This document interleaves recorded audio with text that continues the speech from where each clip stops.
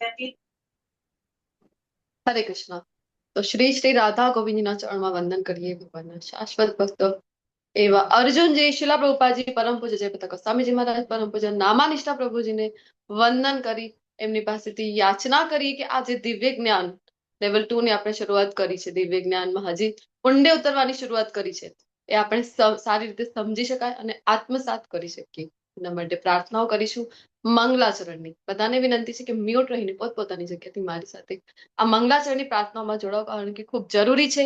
ગુરુની કૃપા વિના આ દિવ્ય જ્ઞાન છે ને, મેં જેમ અત્યારે કીધું, તો આ દિવ્ય જ્ઞાન ગુરુની કૃપા વિના આપણે જોતા હોય છે કે ભૌતિક જ્ઞાન પણ જો આપણા જે પણ ટીચર્સ છે, ગુરુ છે, એમની કૃપા વિના આપણે સમજી શકાય નહીં. તો આ તો દિવ્ય જ્ઞાન છે, તો ખૂબ જરૂરી છે કે આપણે આશીર્વાદ લઈએ. તો બધાને વિનંતી છે કે સમયસર જોડાઈને મંગલાચરણની પ્રાર્થનાઓ સહિત આ ક્લાસ આપણે અટેન્ડ કરી શકાય એવું અવશ્ય પ્રયત્ન કરજો. ઓમ અજ્ઞાનાતિમિરાન્ધસ્ય જ્ઞાનાંજનશલાકયા ચક્ષુરુન્મિલિतं येन તસ્मै શ્રી ગુરુવે નમઃ. શ્રી ચૈતન્ય મનોભીષ્ટં સ્થાપિतं येन भूतले स्वयं रूप कदामयं ददाति स्वपदान्तिकम्. वन्देऽहं श्रीगुरो श्रीयुतपदकमलं श्रीगुरून् वैष्णवांश्च श्रीरूपं साग्रजातं सगरघुनाथान्वितं तं सजीवं साद्वैतं सावधूतं परिजनसहितं श्रीकृष्ण चैतन्यदेवं श्रीराधाकृष्णपादा सगरललिता श्रीविशाखान्वितांश्च. हे कृष्ण करुणा सिंधु दीनबंधो जगत्पते गोपेश गोपिका कांत राधा कांत नमोस्तुते. तप्त कांचन गौरांगी श्री राधे वृंदावनेश्वरी वृषभानुसुते देवी नमामि हरिप्रिये. वाञ्छाकल्पतरुर्भ्यश्च कृपा सिन्धुभ्येव च पतितानां पावनेभ्यो वैष्णवेभ्यो नमो नमः. अनंत कोटि वैष्णव वृंद की जय, श्रील प्रभुपाद की जय, ग्रंथ राज श्रीमद् भागवतम भगवत गीता की जय, सद्गुरुदेव की जय. जय श्री कृष्ण चैतन्य प्रभु नित्यानंद श्री अद्वैत गदाधर श्रीवासादि गौर भक्त वृंद. हरे कृष्णा कृष्णा कृष्णा हरे हरे, हरे राम राम राम राम हरे हरे. हरे हरे कृष्ण कृष्ण. माताजी. हरे कृष्णा. वेलकम. खूब खूब स्वागत છે. હરે કૃષ્ણ માતાજી. હરે કૃષ્ણ. શેષા પટેલ માતાજી, જીજ્ઞા ગુજરાતી માતાજી, જય શ્રી શેષપાલ હરે માતાજી. કૃષ્ણ માતાજી. હરે કૃષ્ણ. હરે કૃષ્ણ. દેવાંશી માતાજી, જીજ્ઞા ગુજરાતી માતાજી, જગન માતા, જય શ્રી માતાજી. હરે કૃષ્ણ. માધાભાઈ પ્રભુજી, પુષ્પા માતાજી, રચના ગોયલ માતાજી, વિદ્યાશર માતાજી, રોશની ભગત માતાજી, આઠ અકર પ્રભુજી, સુલોચના શુક્લા માતાજી, હરે સુમિત્રા કૃષ્ણ માતાજી, માતાજી. હરે કૃષ્ણ. અને મારી સાથે મારી હરે કૃષ્ણ માતાજી, દંડવત પ્રણામ. હરે કૃષ્ણ. મારી સાથે મારી એડમિન કોહોસ્ટની જે આખી ટીમ મારી સાથે જોડાયેલી છે એવા કોમલ માતાજી, હિરલ માતાજી, અને રેકોર્ડિંગની સેવા માટે શ્રી શ્રી રાધા ગોવિંદની સેવા માટે બધા અહીંયા તત્પર છે એવા આનંદ સાગર, ગોવિંદ પ્રભુજી, ખૂબ ખૂબ આભાર અને વેલકમ. હરે કૃષ્ણ માતાજી. હરે કૃષ્ણ. વેલકમ.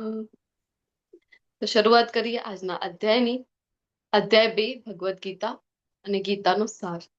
તો અધ્યાય 1 કમ્પ્લીટ કરી ગયા છે અને ગઈકાલે અધ્યાય 2 ની શરૂઆત પણ થઈ ચૂકી છે. તો સૌથી પહેલા આપણે તો 2 દિવસ રહીને મળી રહ્યા છે, તો પહેલા અધ્યાયમાં જે આપણે લેવલ 1 માં ભણ્યા હતા કે અર્જુન વિષાદ યોગમાં કે યુદ્ધ ન કરવાના કેટલા કારણ આપે છે અને કયા કારણ હતા. ચલો આન્સર આપવાનું છે તમારે અનમ્યુટ કરીને. હરે કૃષ્ણ. કેટલા કારણ હતા યુદ્ધ ન કરવાના? 4 માતાજી. 4 હતા. 5 કારણ. ઓકે. કયા કયા હતા? એક કરુણા, જણ કોઈ આનંદ કારણ નથી. બોલે તો ઠીક રહેશે. ચલો શરૂઆત કરીએ. કોણ બોલી રહ્યા છે? પહેલું કારણ કરુણા, કરુણા. જી, ધન્યવાદ. કોઈ આનંદ નથી. બીજું કોણ કયું હતો? કોઈ આનંદ નથી. કોઈ આનંદ નથી. પછી પાપનો ભય. ભય. પાપનો ભય. કૌટુંબિક પરંપરાનો નાશ. કૌટુંબિક પરંપરાનો નાશ. અને પાંચમું કારણ છે અનિર્ણયતા. અનિર્ણયતા. યસ, જીજ્ઞા માતાજી, ખૂબ ખૂબ ધન્યવાદ. તો મારી ઈચ્છા હતી કે એક વ્યક્તિ એક કારણ બોલે. 20 જણા છીએ અહીંયા આપણે. ઠીક છે, જીજ્ઞા માતાજી કહી દીધા 5 કારણો. ને બધાને હવે વિનંતી કરીશ કે એક્ટિવ મોડ ઉપર આવી જાઓ હવે બધા, કારણ કે ગઈકાલે આપણે ભગવદ્ ગીતાના 20 શ્લોક તમે કવર કર્યા છે. હિઝ ગ્રેસ ધર્મેશ્વર કૃષ્ણ પ્રભુજી સાથે 2 સેશન થયા છે તમારા. આજે આપણે કન્ટિન્યુ કરીએ, આગળ વધીએ અને ફટાફટ તમે પણ મારી સાથે ઇન્ટરેક્ટિવ સેશન કરો. તો સમય ઉપર પ્રયત્ન કરીએ આપણે. કેટલા શ્લોક છે બોલો તો બીજા અધ્યાયમાં? 74 કે 72. 72. 74. 72 શ્લોક કવર કરવાના છે આપણે. આજે 20 જ થયા છે ગઈકાલે. પ્રયત્ન કરીએ આપણે કેવી રીતે કમ્પ્લીટ થઈ શકે આપણો સમય ઉપર. તો પહેલા અધ્યાયમાં જે આપણે ભણ્યા એનો અહીંયા રિવાઇઝ રૂપમાં આપેલો છે. ગઈકાલે ભણ્યા છો તમે. કુરુક્ષેત્રની ભૂમિમાં સૈન્ય નિરીક્ષણ, જ્યાં અર્જુનજીએ કીધું હતું ને કે બંને સેનાના વશમાં લઈ ચલો, અને પછી અર્જુનજીના યુદ્ધ ન કરવાના કારણ જે આપણે લીધા અત્યારે. તો 4 કારણ પહેલા અધ્યાયમાં ભણી ગયા આપણે. અને 5મો જે કારણ છે એ આપણે જોયું કે ગઈકાલે તમે લીધું હશે. બીજા અધ્યાયનો જે 6થો શ્લોક છે ત્યાં અર્જુનજી કહે છે કે અનિર્ણાયકતા. તો 4 કારણ પહેલા અધ્યાયનો અને 5મો કારણ બીજા અધ્યાયનો. એવી રીતે 5 કારણ ટોટલ થાય છે. અને બીજા અધ્યાયની શરૂઆત ગઈકાલે થઈ ચૂકી છે. તો તમે મને કહો હવે કે બીજા અધ્યાયમાં શું આવે. જો લેવલ 1 કરીને આવ્યા છે આપણે લેવલ 2 માં જઈ રહ્યા છે. તો પહેલા અધ્યાયમાં જેમ આપણે જોયું કે સૈન્ય નિરીક્ષણ છે, 5 કારણો છે, પછી યુદ્ધ જીતવાના 9 કારણો પણ આપણે જોઈ ગયા હતા લેવલ 1 માં. અને 3 જણની માનસિકતા પણ ભણી ગયા હતા, ધૃતરાષ્ટ્ર, દુર્યોધન અને અર્જુન. તો ચલો ગઈકાલના જે તમે ભણ્યા છો એના બેઝ ઉપર મને કહો કે, અને લેવલ 1 તો કરીને જ આવ્યા છો, બીજા અધ્યાયમાં મુખ્યત્વે શું આવે છે, શું ભણવાના છે આપણે? હરે કૃષ્ણ માતાજી.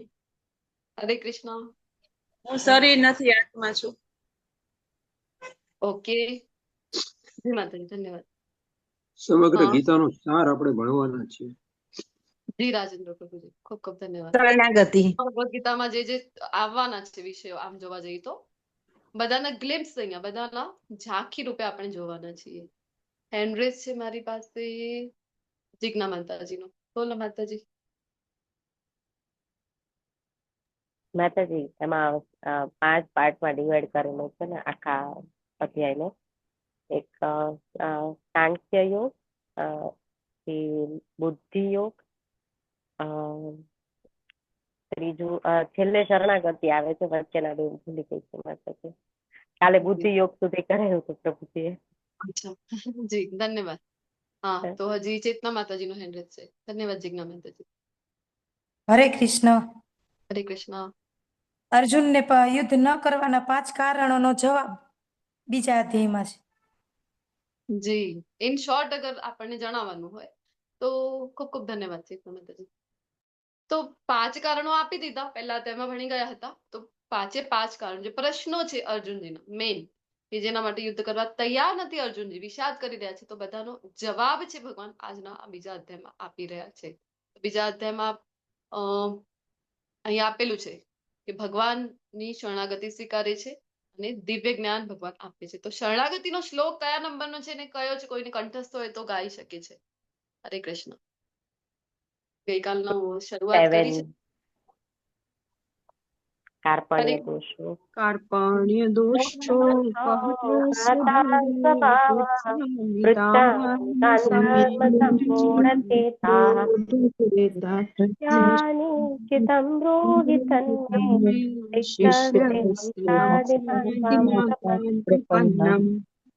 હરી બોલ, ખૂબ ખૂબ ધન્યવાદ. શ્લોક નંબર 2.7. 2.7. 2.7 માં આપણે ભણી ગયા શરણાગતિ અર્જુનજી જે સ્વીકારે છે અને પછી ભગવાન જ્ઞાન આપવાની શરૂઆત કરી રહ્યા છે. તો અહીંયા આપણે જોઈ રહ્યા છે કે 5 પાર્ટમાં જે માતાજી અત્યારે કહી રહ્યા હતા ને આપણને, તો અર્જુનજીની જે શંકા અને શરણાગતિ શરૂઆત જે થઈ રહી છે અધ્યાયની, અને પછી જ્ઞાનમાં જો આગળ વધીએ 2.11 થી 30 માં ભગવાન સમજાવી રહ્યા છે તો જ્ઞાન કયો આપી રહ્યા છે તો આપણે આત્મા છે, શરીર નથી. અને તો કોઈ મૃત્યુ, આત્માને તો કોઈ મૃત્યુ થતું નથી. ને કર્મકાંડ વિશે જણાવ્યું કે યુદ્ધ, કારણ કે લાભ કર્તવ્ય પૂર્વક યુદ્ધ કરવાથી થશે અને યુદ્ધ ન કરવાથી માત્ર નુકસાન થશે. તો નિયત ફરજ તો બજાવવી જ પડે છે. ભગવદ્ ગીતાના જ્ઞાનની શરૂઆત જે અધ્યાયથી એટલે આજના અધ્યાયથી આપે છે ભગવાન, બીજા અધ્યાયથી આપે છે, ત્યારથી જ આપણે જોતા હોય છે કે 18મા અધ્યાય સુધી લેવલ 1 માં ભણી ગયા છે. તો 18મા અધ્યાય સુધીમાં પણ ભગવાન સમજાવી રહ્યા હતા કે નિયત કર્તવ્ય છે એ તો આપણે કરવું જ જોઈએ. બુદ્ધિ યોગ જે છે એટલે કે નિષ્કામ કર્મ, ફળની આશા વિના કોઈ પણ કર્મ કરવું. તો અહીંયા જે અર્જુનજીને કહેવામાં આવી રહ્યું હતું એ હતું યુદ્ધ. અને સ્થિત પ્રજ્ઞાના લક્ષણો અર્જુનજી પૂછે છે ને ભગવાન એનું આગળ છે કે વર્ણન કરી રહ્યા છે. તો અર્જુનજી પોતાની લડાઈ વિશેની શંકા છે એ વ્યક્ત કરવાનું ચાલુ જ રાખે છે. અને પછી ભગવાનની જયારે શરણાગતિ સ્વીકારે છે ત્યાર પછી ભગવાન, આપણે જોયું હતું કે ગઈકાલ એટલે અધ્યાય 1 સુધીમાં ભગવાનની કોઈ એન્ટ્રી હજી થઈ નહોતી. ભગવાને માત્ર એટલું જ કહ્યું હતું જયારે અર્જુનજીએ ઈચ્છા વ્યક્ત કરી કે રથને લઈ ચલો કેશવ, ક્યાં લઈ ચલો તો બંને સેનાની વચમાં મને જોવું છે. તો ઈચ્છા વ્યક્ત કરીને ભગવાન પણ લઈ ગયા હતા. અને પછી માત્ર એટલું જ કીધું હતું કે આ જો, અને કોઈ જ્ઞાન આપવાની શરૂઆત કરી નહોતી. તો બીજા અધ્યાયની શરૂઆતમાં તમે જોયું હશે અર્જુનજી હજી કારણ જ બતાવી રહ્યા છે કે યુદ્ધ નથી કરવું, શા માટે નથી કરવું, એ બધા કારણો આપી રહ્યા છે. ને 6માં આપણે જોયું હતું 2.6 માં કહે છે કે મને તો અનિર્ણાયક, ખબર નથી પડી રહી, દુવિધા મનસ્થિતિ, જેને આપણે કહીએ ને કે ખબર નથી પડતી. ઘણી વખત આપણને પણ થાય છે, આપણને લાગે અરે યુદ્ધ છે, અર્જુનજીનો પ્રશ્ન છે આ. અરે અર્જુનજીનો પ્રશ્ન નથી, આપણી માટે પણ લાગુ થાય છે. કારણ કે અર્જુનજી લેવલ 1 માં પણ આપણે જયારે શરૂઆત કરીએ છીએ બીજા અધ્યાયની ત્યારે જ જોતા હોય છે કે યોગ માયામાં અર્જુનજી મુકાયેલા છે.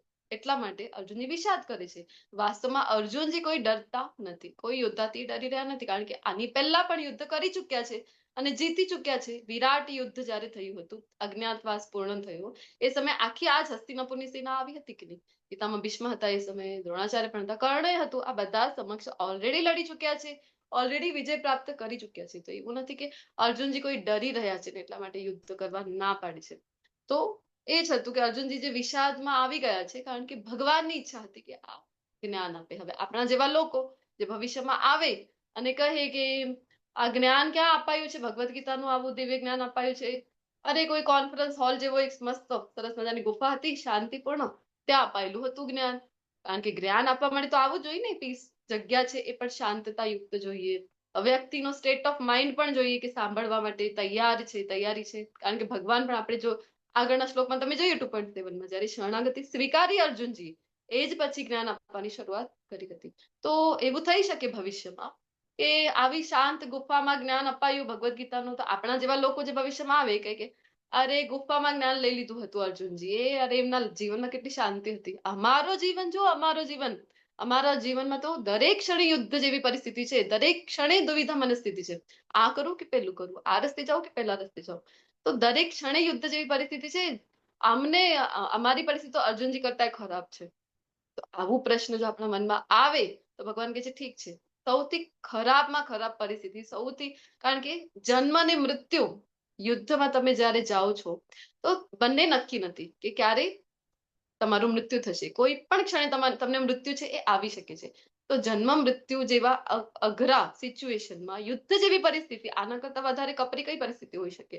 તો ભગવાને જે જગ્યા પસંદ કરી એ છે કુરુક્ષેત્રની યુદ્ધ ભૂમિ.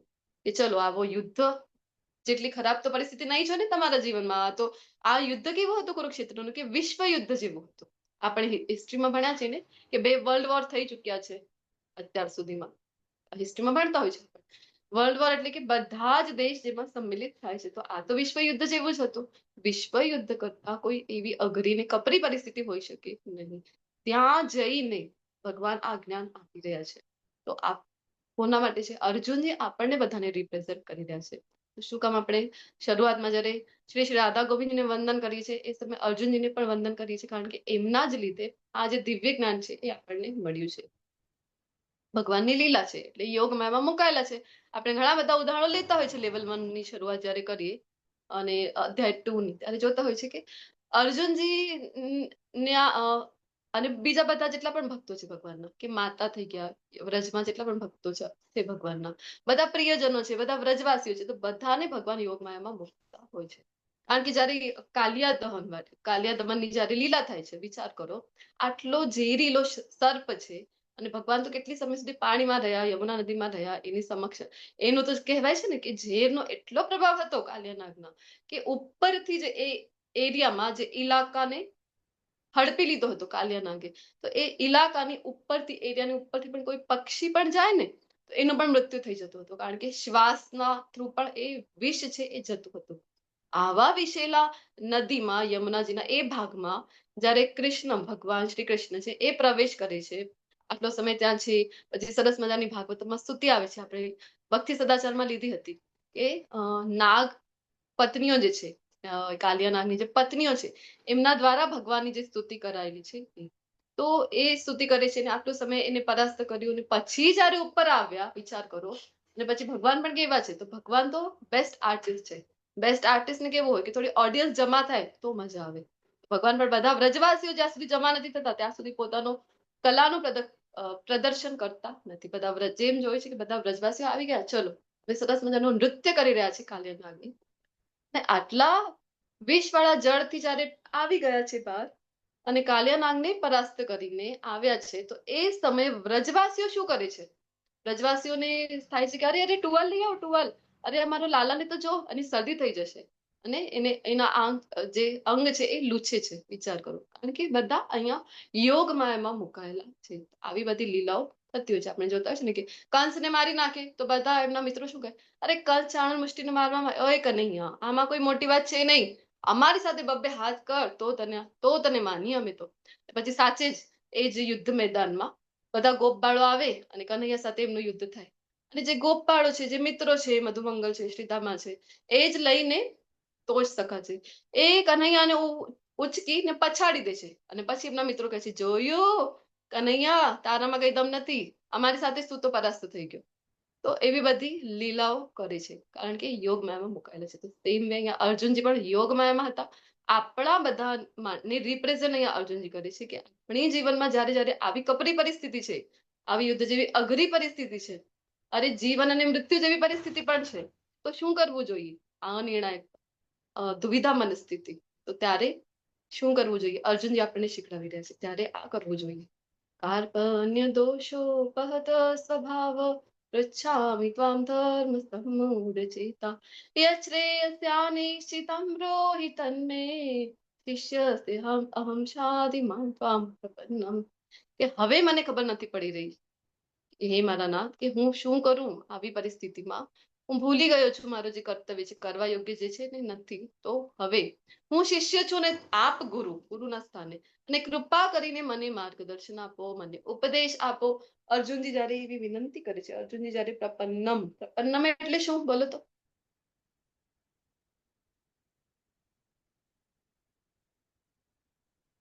હરે કૃષ્ણ. પ્રપન્નમ એટલે શરણાગતને. શરણાગતિ. હરિભોલ. શરણમાં લો. જ્યાં સુધી અર્જુનજી નથી સ્વીકારતા ત્યાં પ્રપન્નમ, સુધી ભગવાન ઉપદેશ આપવાની શરૂઆત કરતા નથી. ખૂબ જરૂરી છે. શરણાગત જયારે થઈએ આપણે, તો શરણાગતિનો અર્થ શું છે? કે જેને શરણાગત છો તમે, એ કહે એને જે પ્રમાણે આદેશ આપેલું છે એ મુજબ આપણે આપણા કર્તવ્યનું પાલન કરીએ, એ જ છે શરણાગતિ. આપણા જીવનમાં પણ જયારે જયારે આવી અઘરી પરિસ્થિતિ છે, તો આપણે પણ શું કરવું જોઈએ? આપણે પણ પ્રપન્નમ કોના? તો ભગવાન શ્રી કૃષ્ણને આપણે પણ શરણાગત થવું જોઈએ. શ્રેય પ્રેય આ બંને ટર્મ્સ આપણે લેવલ 1 માં લેતા હોય છે. બોલો તો શ્રેય અને પ્રેય. હરે કૃષ્ણ. જે ટૂંકા ગાળાનું બેનિફિટ હોય. સમયનો ફાયદો અને પ્રેય એટલે લાંબા સમયનો ફાયદો. હરી બોલ. અર્જુનજી કહે છે ને કે મને પ્રેય તો મારું ખ્યાલ છે, જીતી જવાય તો આખા પૃથ્વીનો સામ્રાજ્ય મને મળી જાય, કારણ કે એમના ભાઈ યુધિષ્ઠિર મહારાજ જે હતા એ ચક્રવર્તી સમ્રાટ બનવાનો, તો એમના જેટલો જ એમને પણ વૈભવ મળવાનું હતું. પરંતુ આ તો મને ખ્યાલ છે, પણ કઈ શ્રેય વિશે જણાવો ભગવાન, તો કઈ ખબર પડે. લોંગ ટર્મ બેનિફિટ છે. તો જે કરુણા, પહેલો જે પ્રશ્ન હતો અર્જુનજીનો, એના માટે ભગવાન 2.11 થી લઈને 2.30 સુધીમાં જવાબ આપી રહ્યા છે. કરુણા એટલે દયા. દયા આપણે જોઈએ છે, અને કરુણા જે છે એ ભક્તોમાં હોય છે, હોવી પણ જોઈએ.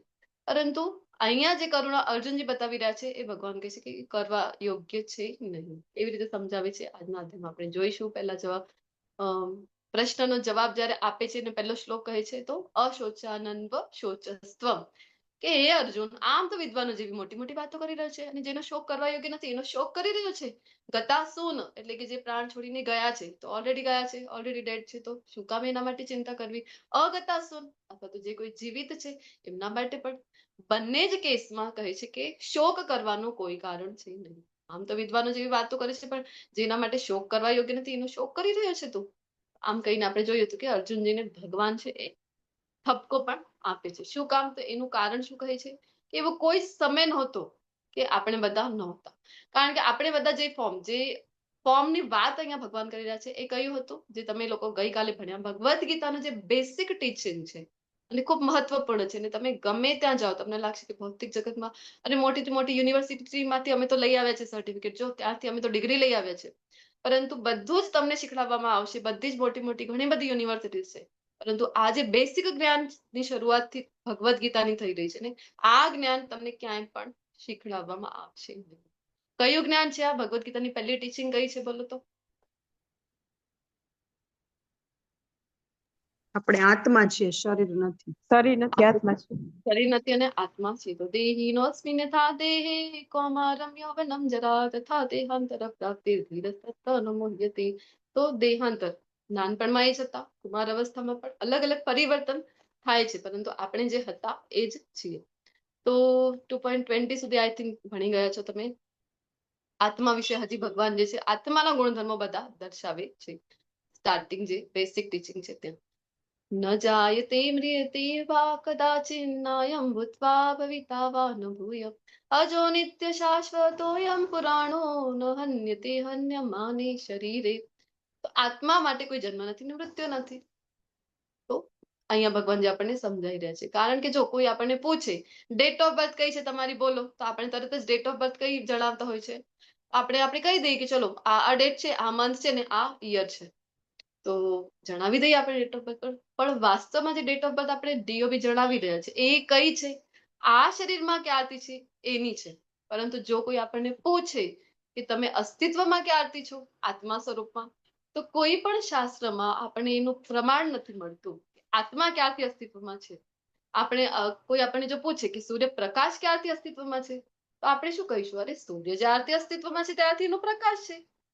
સેમ વે આત્મા ક્યારથી છે? તો પરમાત્મા જ્યારથી અસ્તિત્વમાં છે ત્યારથી આત્મા છે. કોઈ શાસ્ત્રમાં એનું પ્રમાણ નહીં મળે કે ડેટ ઓફ બર્થ ની જેમ કે ક્યારથી આત્મા અસ્તિત્વમાં છે. તો એટલે ભગવાન પહેલાના શ્લોકમાં આપણે જોયું ને કે એવો કોઈ સમય નહોતો કે હું નહોતો અથવા તો તું નહોતો. તો શું થાય છે? તો બસ પરિવર્તન થઈ રહ્યો છે, શરીરનો પરિવર્તન થઈ રહ્યો છે, આત્મા તો સેમ એ જ છે. તો હે પાર્થ, આત્મા અવિનાશી સનાતન અજન્મા અને અવિકારી છે. આત્માનો કોઈ જન્મ મૃત્યુ છે નહીં. વાસ્તવમાં શરીરનો જન્મ અને મૃત્યુ થઈ રહ્યો છે ને અવિનાશી છે, નાશ ના થઈ શકે ને સનાતન છે. તો ભગવાન પોતે શાશ્વત છે, સનાતન છે, એટલા માટે આત્મા પણ એનો ભગવાનનો જ આપણે શું છીએ? પાર્ટ એન્ડ પાર્સલ છે આપણે ભગવાનનો, તો અંશ છીએ. એના માટે આપણી અંદર પણ ક્વોલિટી સેમ છે પરંતુ ક્વોન્ટિટીમાં ફેર છે. અવિકારી તો વિકાર કોને કહેવાય વાસ્તવમાં? વિકાર જેમ દૂધનું એક્ઝામ્પલ લઈએ, શ્રી પ્રભુપાદજી દૂધનું ઉદાહરણ આપે છે. દૂધને દહીં જમાવવું હોય તો શું કરવામાં આવે છે? એમાં વિકાર દહીં નાખવામાં મેરોણ નાખીએ છે ને, મેરોણ નાખીએ તો થોડોક સમય મૂકી દઈએ આપણે એને સેટ થવા, તો દહીં બની જાય છે. હવે દૂધમાંથી જ દહીં બન્યું છે. એકદમ નાની ક્વોન્ટિટીમાં આપણે એમાં મેરોણ ઉમેર્યું અને દહીંમાં એ પરિવર્તન થઈ ગયું. બંનેનું કેવું છે? ગુણધર્મો અલગ થયા કે નહીં? વિકાર આવી ગયો ને. દૂધનો જે સ્વાદ હતો અને સ્વરૂપ હતો એ જે દહીંના સ્વરૂપમાં આપણે જોઈએ તો એનો ટેસ્ટ આખો બદલાઈ જાય છે. તો આ વિકાર કહેવાય છે. તો આત્મામાં એવો કોઈ વિકાર લાગતો નથી. ને એવું જાણનાર મનુષ્ય કોઈને કેવી રીતે હણી શકે અથવા હણાવી શકે? તો આ જ્ઞાન ખૂબ મહત્વપૂર્ણ છે. શું કામ? તો આગળ હજી જણાવે છે કે વાસાંસી જીર્ણાની યથા વિહાય નવાની ગુહ્યતિ નરોપરાણી તથા શરીરાણી વિહાય જીર્ણાન અન્યાની સંયાતિ નવાની દેહી. તો આપણે બધા વસ્ત્રો પહેરતા હોય છે, તો તો જે વસ્ત્રો જૂના થઈ જાય અથવા તો ફાટી જતા હોય તો આપણે શું કરતા હોય છે, એ વસ્તુને તરત જ આપણે કાઢી દઈએ. અત્યારે જ દિવાળીનો કાર્તિક માસ ચાલી રહ્યો છે, અતિ પાવન, અને એમાં પણ દિવાળીનો સમય કયો છે? દિવાળીની સાફ સફાઈમાં આપણે કરતા હોય છે. તમને બધાને ખ્યાલ છે, બધા માતાજીઓ જ આ બેચમાં વધુ પડતા હોય છે. તો બધાને ખ્યાલ છે કે જયારે સાફ સફાઈ કરી, આપણે કબરની સફાઈ કરી, તો શું કરીએ કે આપણે એ જ ડિફરન્શિએટ અલગ અલગ કરતા હોય છે ને, કે ચલો આ યુઝ કરી રહ્યા છે, આ યુઝ નથી કરતા, તો કાઢી દઈએ. શું કામ? જૂના થઈ ગયા, અથવા તો રંગ ઉડી ગયા છે, અથવા તો ફાટી ગયા છે, તો આપણે કાઢી દેતા હોય છે. અને નવી નવી ખરીદી તો આપણી સતત ચાલુ જ હોય છે. આટલો કબાટ ભરેલો હોય, આપણે કબાટ ખોલીએ ને અડધા કપડાં તો આપણા ઉપર પડતા હોય, એવી કન્ડિશન હોય છે આપણી કબાટની, જ્યાં સુધી ગોઠવતા નથી ત્યાં સુધી. તો પણ કોઈ ફંક્શન આવી જાય, કોઈ લગ્ન આવી જાય, બધા માતાજી અહીંયા મારી સાથે છે ને સહમત હશે, તો પહેરવા માટે આપણી પાસે કંઈ હોતું જ નથી. અરે આ તો પહેરી લીધું હતું, હવે શું પહેરવાનું? તો આવી ખૂબ આપણે કહીએ ને કે નેશનલ લેવલની સમસ્યા આ બની જાય છે. એક તો એક જે પ્રશ્ન છે ને એને આવતો હતો ને મેસેજમાં વચમાં, કે નેશનલ લેવલનો પ્રશ્ન કયો છે કે સાંજમાં રસોઈમાં શું બનાવવું, અને બીજું આ જ છે. તો પછી બીજા નંબર એને જ મળશે કે કોઈ ફંક્શન આવી ગયું તો શું પહેરવું, આ પ્રશ્ન થઈ જાય આપણને. તો જેવી રીતે જૂના થઈ ગયા વસ્ત્રો, તો એનો ત્યાગ કરીને આપણે નવા વસ્ત્રો ગ્રહણ કરતા હોય છે. તો સેમ વે આત્મા, શરીર છે આપણું, જે શરીરમાં છું, જે યોનિમાં જે શરીર પ્રાપ્ત થયું છે, તો ત્યાંથી એને ત્યાગ કરીને જયારે જૂનો થઈ ગયો છે, જીર્ણાની, તો એનો ત્યાગ કરીને નવો શરીરને ધારણ કરે છે. તો એમાં દુઃખ કરવાની કોઈ આવશ્યકતા છે નહીં. તો ખુશ થા. ગુરુ દ્રોણાચાર્ય છે, ભીષ્મ પિતામહ છે, તો વૃદ્ધ થઈ ગયા છે. વિચાર તો કરતું, વૃદ્ધાવસ્થામાં કેટલી બધી એમને કઠિનાઈ થઈ રહી છે, કેટલી બધી એમને ડિફિકલ્ટીઝ થઈ રહી છે. એમને તો નવો શરીર મળી જશે ને, તો શું કામ તો દુઃખી થાય છે? પછી હજી આગળ આત્માના જ ગુણધર્મો બતાવવાનું ક્રમ ચાલુ છે. શું કે છે? નયનમ છિંદંતિ શસ્ત્રાણી, કોઈ શસ્ત્રથી આત્માને કાપી શકાતું નથી. અથવા તો અચ્છા, તો ભગવાન અગ્નિથી બાળી દઈએ તો ચાલી જશે? તો કે છે ના, નયનમ દહતિ પાવક, અગ્નિથી પણ બાળી શકાતું નથી. અચ્છા, તો પાણીથી ભીંજવી દઈએ અમે, વરસાદ અત્યારે તો વગર કોઈ ઋતુની વરસાદ ચાલી રહી છે, તો ભીંજાઈ જશે, બહાર જઈશું અમે, આત્મા ભીંજાઈ જશે? કે છે ન ચૈનમ કલેત્યાન તપો, પછી ભીંજાતું જ નથી તો સુકવવાનું કોઈ પ્રશ્ન નથી. ન શોષેતિ મારુત, કોઈ વાયુ દ્વારા પણ એને સુકાવી શકાતું નથી. આ આત્માના ગુણધર્મો છે. આ વ્યક્તિગત આત્મા કેવી છે? તો હજી આગળ કહે છે કે અખંડ છે, અદ્રાવ્ય છે. અખંડ છે, કોઈ એને બ્રેક કરી શકે નહીં.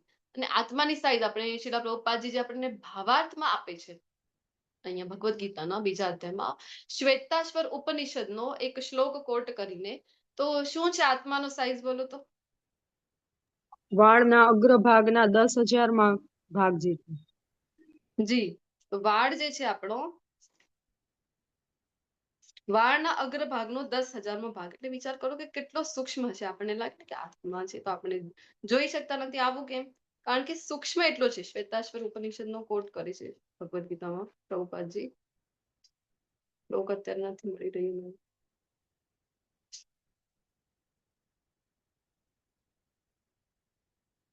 હા, તો આટલું સૂક્ષ્મ છે, અખંડ છે, કોઈ એને એના ખંડ કરી શકે નહીં. અદ્રાવ્ય છે. અદ્રાવ્ય એટલે કે એ કોઈની અંદર મિક્સ થતું નથી. દ્રાવ્ય એટલે આપણે સાયન્સમાં ભણતા હોય છે ને કે બંનેના વચમાં અંતર સ્પષ્ટ કરો, એવું આવતું હતું ને એક પ્રશ્ન. તો દ્રાવ્ય ને અદ્રાવ્ય. દ્રાવ્ય એટલે કે જે તમે પાણીમાં નાખો અને જે ઘુલનશીલ છે મળી જાય તો દ્રાવ્ય, અને જે ના મળે તો અદ્રાવ્ય. વિચાર કરો, લીંબુ પાણી આપણે બનાવતા હોય છે, તો લીંબુ પાણીમાં મીઠું નાખો છો, સાકર નાખો છો, તો સાકર શું થાય છે? દ્રાવ્ય છે કે અદ્રાવ્ય છે? બોલો તો. દ્રાવ્ય. દ્રાવ્ય પાણી, દ્રાવ્ય છે. દ્રાવ્ય. આમ હલાવી થોડીક વાર તો સાકર ભળી જાય છે લીંબુ પાણીનો, અને પછી થોડીક દ્રાવ્ય વારમાં તો અંતર સ્પષ્ટ ના થાય, મિક્સ થઈ જાય છે, કારણ કે દ્રાવ્ય છે. તો અહીંયા કહે છે કે આત્મા તમારો દ્રાવ્ય નથી. તો ખૂબ ક્લિયર થઈ ગયું અહીંયા કે ભગવાન જે છે, માયાવાદી જે કોન્સેપ્ટ છે એનું અહીંયા ખંડન કરી રહ્યા છે. માયાવાદી કોન્સેપ્ટ કયું છે? તો પછી માયાવાદી કોન્સેપ્ટ છે કે મૃત્યુની પાછળ આપણે કહીએ કે શું કરવાનું, શું ઈચ્છા છે તમારી, તો બસ આત્મા પરમાત્મામાં વિલીન, એવું કહેતા હોય છે ને. આત્મા પરમાત્મા અસ્તિત્વ જુદા છે. બંને શાશ્વત છે પણ અસ્તિત્વ જુદા છે. અદ્રાવ્ય છે. ભગવાન કહી રહ્યા છે કે ક્યારે ભગવદ ગીતામાં ખૂબ ક્લિયર છે, ક્યારે પણ આત્માનું પરમાત્માનું આ મિલન થતું નથી. તો અદ્રાવ્ય ઘણા બધા ફિલોસોફીમાં, ઘણા બધા કહીએ ને કે સ્પિરિચ્યુઅલ એક્ટિવિટીઝમાં, સંપ્રદાયોમાં કહેતા હોય છે કે જીવ શિવમાં ભળી જાય છે, આવું ક્યારે થતું નથી. ભગવાન એના ગુણધર્મમાં જણાવી રહ્યા છે કે અદ્રાવ્ય બાળીકે સૂકવી શકાતો નથી આત્માને, ચિરસ્થાયી છે, સર્વત્ર છે, અવિકારી છે. જેમ વિકારની આપણે અત્યારે વાત કરી કે દૂધમાં મેરો નાખીને વિકાર ઉત્પન્ન થાય, તો આત્મામાં કોઈ વિકાર આવી શકતો નથી, સ્થિર છે અને સદા એક સમાન રહી છે. આપણે લાગે કે તો પછી આપણે શું કામ ભોગવવું પડે છે? તો શરીરની સાથે 7મો અધ્યાય ભણી ગયા છે લેવલ 1માં. તો એક શરીર આપણે જોતા હોય છે, એક તો સ્થૂળ શરીર છે ને એની સાથે એક સૂક્ષ્મ શરીર પણ છે. સૂક્ષ્મ શરીર જે તત્વોથી બનેલું છે, કયા તત્વો છે બોલો તો? સ્થૂળ શરીર પંચ મહાભૂત અને સૂક્ષ્મ શરીર મન, બુદ્ધિ અને અહંકાર. મન, બુદ્ધિ ને અહંકાર. અને અહંકાર. તો આ જ્યારે કેરી ફોરવર્ડ થાય છે ને, સાથે સૂક્ષ્મ શરીર જાય છે આત્માની સાથે, અને જેના લીધે નવો શરીર જે આપણને પ્રાપ્ત થાય, એના લીધે આપણે અનુભૂતિ થતી હોય છે કે સારું નરસું, સુખ છે, દુઃખ છે, આ દ્વૈત ભ્રમણામાં. કારણ કે ભૌતિક જગતમાં દ્વૈત ભ્રમણા છે, તો એ બધી દ્વૈત ભ્રમણા આપણને કાળું છે તો સફેદ પણ છે, આવી સુખ છે તો દુઃખ છે, ઠંડી છે તો ગરમી પણ છે, આવી દ્વૈત ભ્રમણા અહીંયા ભૌતિક જગતમાં છે. તો નહીં તો આત્માને એક સમાન છે. પછી આગળ કહે છે, હજી શું કહે છે? તો એ સુવિધા જ છે કે આત્મા અદૃશ્ય, અચિંત. અદૃશ્ય આપણે જોયું કે સૂક્ષ્મ એટલું છે ને આત્મા, તો એને જોઈ શકાતો નથી. વાળના અગ્રભાગનું વિચાર કરો, ટોચના અગ્રભાગનું 10,000મો ભાગ એટલે કેટલો સૂક્ષ્મ હશે. અચિંત્ય આપણે જોતા હોય છે, લેવલ 1માં પણ ચર્ચા કરતા હોય છે કે ઘણી બધી જગ્યાએ લેબમાં આટલા મોટા હાઈ ડેફિનેશન કેમેરાસ મૂકેલા છે, આટલું બધું ઇન્વેસ્ટમેન્ટ કરવામાં આવે છે. શું કામ? કે આ રિસર્ચ કરવું છે. કયું રિસર્ચ?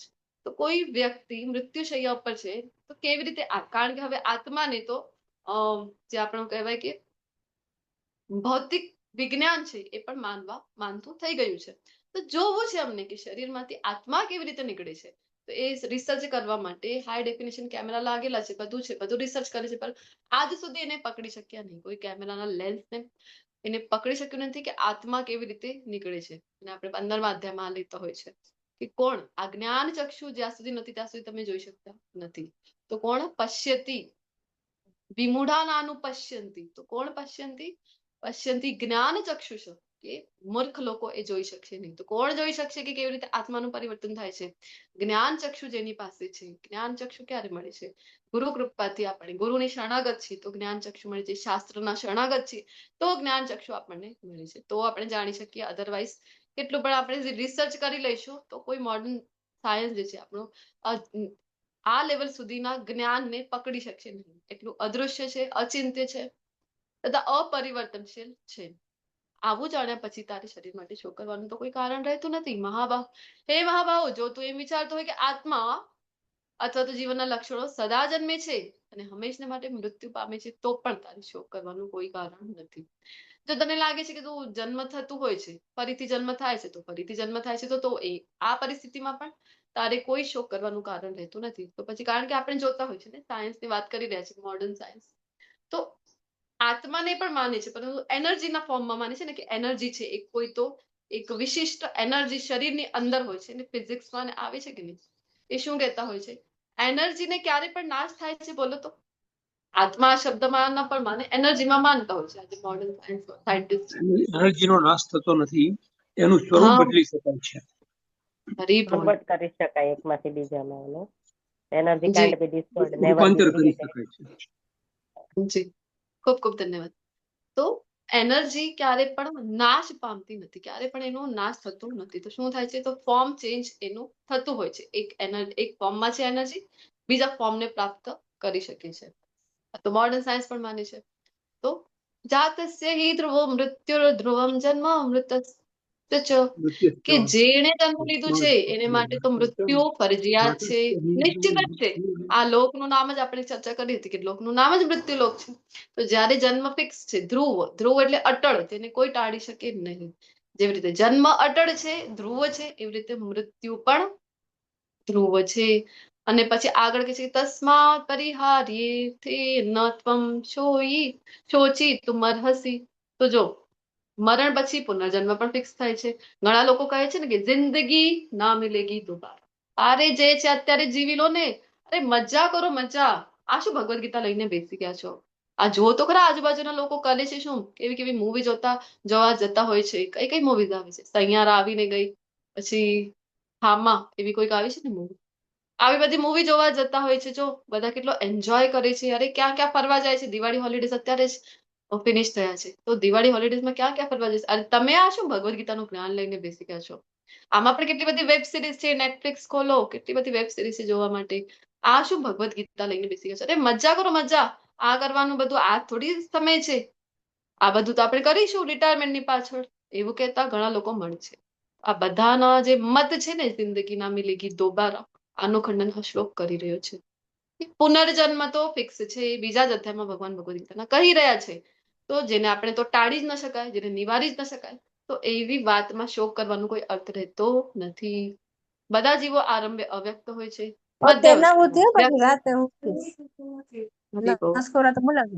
વ્યક્ત થાય છે. એડમિન કોર્સને વિનંતી છે, થોડો બેકગ્રાઉન્ડ નોઇઝ નું ધ્યાન રાખજો. વ્યક્ત થાય છે અને વિનાશ થયા પછી ફરીથી અવ્યક્ત થઈ જાય છે, તો પછી શોક કરવાની શી જરૂર છે? જે તે કર્મ હતા, આપણે 8મા અધ્યાયમાં ભણી ગયા હતા, એના મુજબ કઈ યોની છે એ પ્રાપ્ત થશે આપણને, આપણે જોઈએ છે. જો ભક્તિ નહીં કરી આપણે, તો જન્મની પાછળ મૃત્યુ, મૃત્યુની પાછળ બીજો ફરીથી જન્મ, અને જન્મ પણ કયા યોનિમાં મળશે, એ બે વસ્તુ તય કરે છે. એક તો આપણો આખા જન્મ દરમિયાન પ્રીવિયસ બર્થમાં કર્મ કેવા કર્યા, અને બીજું મૃત્યુ સમય કયા ભાવની કોનું સ્મરણ કરીને શરીર નો ત્યાગ કર્યું. આ બે વસ્તુ નક્કી કરે છે કે કઈ યોની આપણે પ્રાપ્ત થશે. તો ભક્તિ કરી હોય તો પણ શરીર તો પ્રાપ્ત થાય છે. હા, એ દિવ્ય શરીર હોય છે, એ વાત જુદી છે.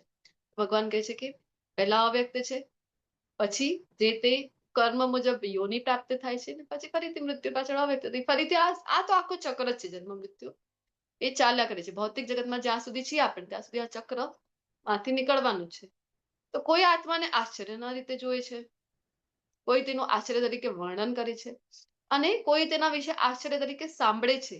જ્યારે બીજા તેના વિશે સાંભળ્યા પછી પણ તેને લેશ માત્ર સમજી શકતા નથી. કોણ જાણે છે કે આપણે વાત કરીને વિમૂઢા નાનું પશ્યંતી. આ જે જ્ઞાન છે ભગવદ્ ગીતાનું, આ રહસ્યમય જ્ઞાન છે. આત્મા પરમાત્માનું જે જ્ઞાન છે હાઈ લેવલનું છે. આ બીજા અધ્યાયનું નામ સાંખ્ય યોગ પણ છે ને. સાંખ્ય યોગ એટલે પૃથક્કીકરણ, કે આપણે એક નથી, આપણે માત્ર આ શરીર નથી, તો આત્મા અને શરીર આમ ભાગ બને છે, અલગ અલગ. એટલા માટે સાંખ્ય દર્શન તરીકે પણ ઓળખવામાં આવે છે આ જે અધ્યાય છે બીજો. તો આ જ્ઞાનને બધા સમજી શકે નહીં. આપણે લાગે અરે સમજવા જેવું શું છે, આમ તો કહી તો દીધું, આમ તો ખબર પડી ગઈ અમને, તો એમાં શું છે? હવે કયું રહસ્ય છે એમાં? રહસ્ય એ છે કે આપણે માત્ર વાંચી લઈએ. આપણે જોયું ને, જો ઉદાહરણ માટે લઈએ આપણે, તો મેડિકલ સાયન્સની બુક્સ છે, બુક્સ તો બધે અવેલેબલ છે. તમે પણ બુક્સ લઈ શકો છો, વેચાતી બુક્સ લઈ આવો, વાંચી લો. તો વાંચીને કઈ તમે ડોક્ટર બની જતા નહીં. બની શકો છો ડોક્ટર. ઓથેન્ટિક જે કોલેજ છે ત્યાં તમારી એડમિશન થયેલું છે, ત્યાંની તમારે ડિગ્રી પ્રાપ્ત થઈ છે, ત્યાં તમે બધા એક્ઝામ ને બધું જે કંઈ હતું તમારું એ કમ્પ્લીટ કર્યું છે, ઇન્ટર્નશિપ કરી હોય, પછી તમને જયારે ડિગ્રી મળે, MBBS ની છે, BA MS BA છે, તો તમે ડોક્ટર કહેવાઓ છો, અધરવાઇઝ નહીં. એનું અર્થ, કહેવાનો અર્થ એ છે કે પ્રેક્ટિકલી જ્યાં સુધી ઉતારીએ નહીં, ત્યાં સુધી આપણે કહી ના શકીએ કે આપણે સમજી ગયા. ભલે ને ગમે તેટલી વાર વાંચી, આપણે 10 વાર ની 100 વાર વાંચી લઈશું કે હું શરીર નથી, હું આત્મા છું, પણ આ વાંચવા માત્રથી આ જ્ઞાન પ્રકટ થશે નહીં, આત્મસાત થશે નહીં. આત્મસાત જ્યાં સુધી નહીં કરીએ, ત્યાં સુધી એના પરિણામ આપણને નહીં મળે. જ્યાં સુધી આ જીવનમાં નહીં ઉતારી, ઇમ્પ્લિમેન્ટ નહીં કરીએ કે અરે ખબર પડી ગઈ મને કે હું આત્મા છું, શરીર નથી, તો પછી જેમ અર્જુનજીને કહી રહ્યા છે, તો પછી કોઈ પણ પરિસ્થિતિ આવી જાય ને, કપરી પણ પરિસ્થિતિ આવી ગઈ, તો શોક કરવાનું કોઈ કારણ રહેતું નથી. તો પછી આપણે વિચલિત થતા નથી. આ જયારે આગળ આવે છે આજના અધ્યાયમાં સ્થિત પ્રજ્ઞ વિશે, તો એ દર્શાવે છે કે આપણે આ પરિસ્થિતિને સમજ્યા છે કે નહીં. વાંચવા માત્રથી સમજાઈ ગયું એવું કહી શકાય નહીં. એટલા માટે કીધું છે કે બધા એ સમજી શકે નહીં. હે ભારતવંશી, શરીરમાં રહેનારો આત્મા કેવું છે? તો સનાતન છે, ક્યારેય એનો વધ થઈ શકતો નથી. માટે તારે પણ કોઈ જીવ માટે શોક કરવાની આવશ્યકતા છે નહીં. આત્માના લક્ષણો અહીંયા એક ટેબલ બનાવવામાં આવ્યું છે. લક્ષણો આપવામાં આવેલા છે, તો 30 લક્ષણો બધા શ્લોકના ઉપર, જે આપણે શ્લોક નંબર પણ આગળ છે, જે ભગવાને શ્લોક કીધા છે, જે શ્લોકમાં જે વર્ણન કર્યું છે, એ બધા જ લક્ષણો અહીંયા આપેલા છે ટેબલના રૂપમાં. તો આગળના શ્લોકમાં કહી રહ્યા છે કે ક્ષત્રિય તરીકે તારા વિશિષ્ટ કર્તવ્ય કર્મનો વિચાર કર. ક્ષત્રિય કોને કહે છે શાસ્ત્રમાં? ક્ષત્રિય તો જે ક્ષતિથી રક્ષા કરે એને જ કીધું છે ક્ષત્રિય. તો ક્ષત્રિયનો કામ જ છે, ક્ષત્રિયનો કર્તવ્ય છે કે ક્ષતિથી પ્રજાનું રક્ષણ કરવું. તો ભગવાન કહે છે કે તું ક્ષત્રિય છે, તારું કર્તવ્ય છે કે બધાનું રક્ષણ કરવું, અને તું તારા આ કર્તવ્યથી ચૂકીશ નહીં. અને તારા માટે કે ધર્માર્થે યુદ્ધ કરવાથી વધારે સારો કોઈ ઉદ્યમ નથી, અને તેથી તેમાં જરા પણ અચકાવાની તારી જરૂર છે નહીં. અહીંયા અર્જુનજી જે શોક કરી રહ્યા હતા, જે કારણો પર કારણો આપી રહ્યા છે, તો ભગવાન એના માટે સમજાવે છે કે કોઈ તને અહીંયા અટકવાની જરૂર નથી, ભટકવાની જરૂર નથી. હે પાર્થ, જે ક્ષત્રિયોને માટે સ્વર્ગ લોકના પ્રવેશ દ્વારો ઉઘાડનારા યુદ્ધના આવા અવસરો અનાયાસે પ્રાપ્ત થાય છે, તેઓ ખરેખર ધન્ય છે. તો વિચાર કરો, ક્ષત્રિય, આપણે વાત કરી કે ઘણા લોકો છે ને અહિંસાને માનતા હોય છે ને. આપણા પણ દેશમાં ઘણા લોકો અહિંસા પરમો ધર્મ, અહિંસા પરમો ધર્મ આપણે પણ સાંભળતા હોય છે. બધી જ મહાભારતનો શ્લોક છે, મહાભારતથી આવ્યો છે.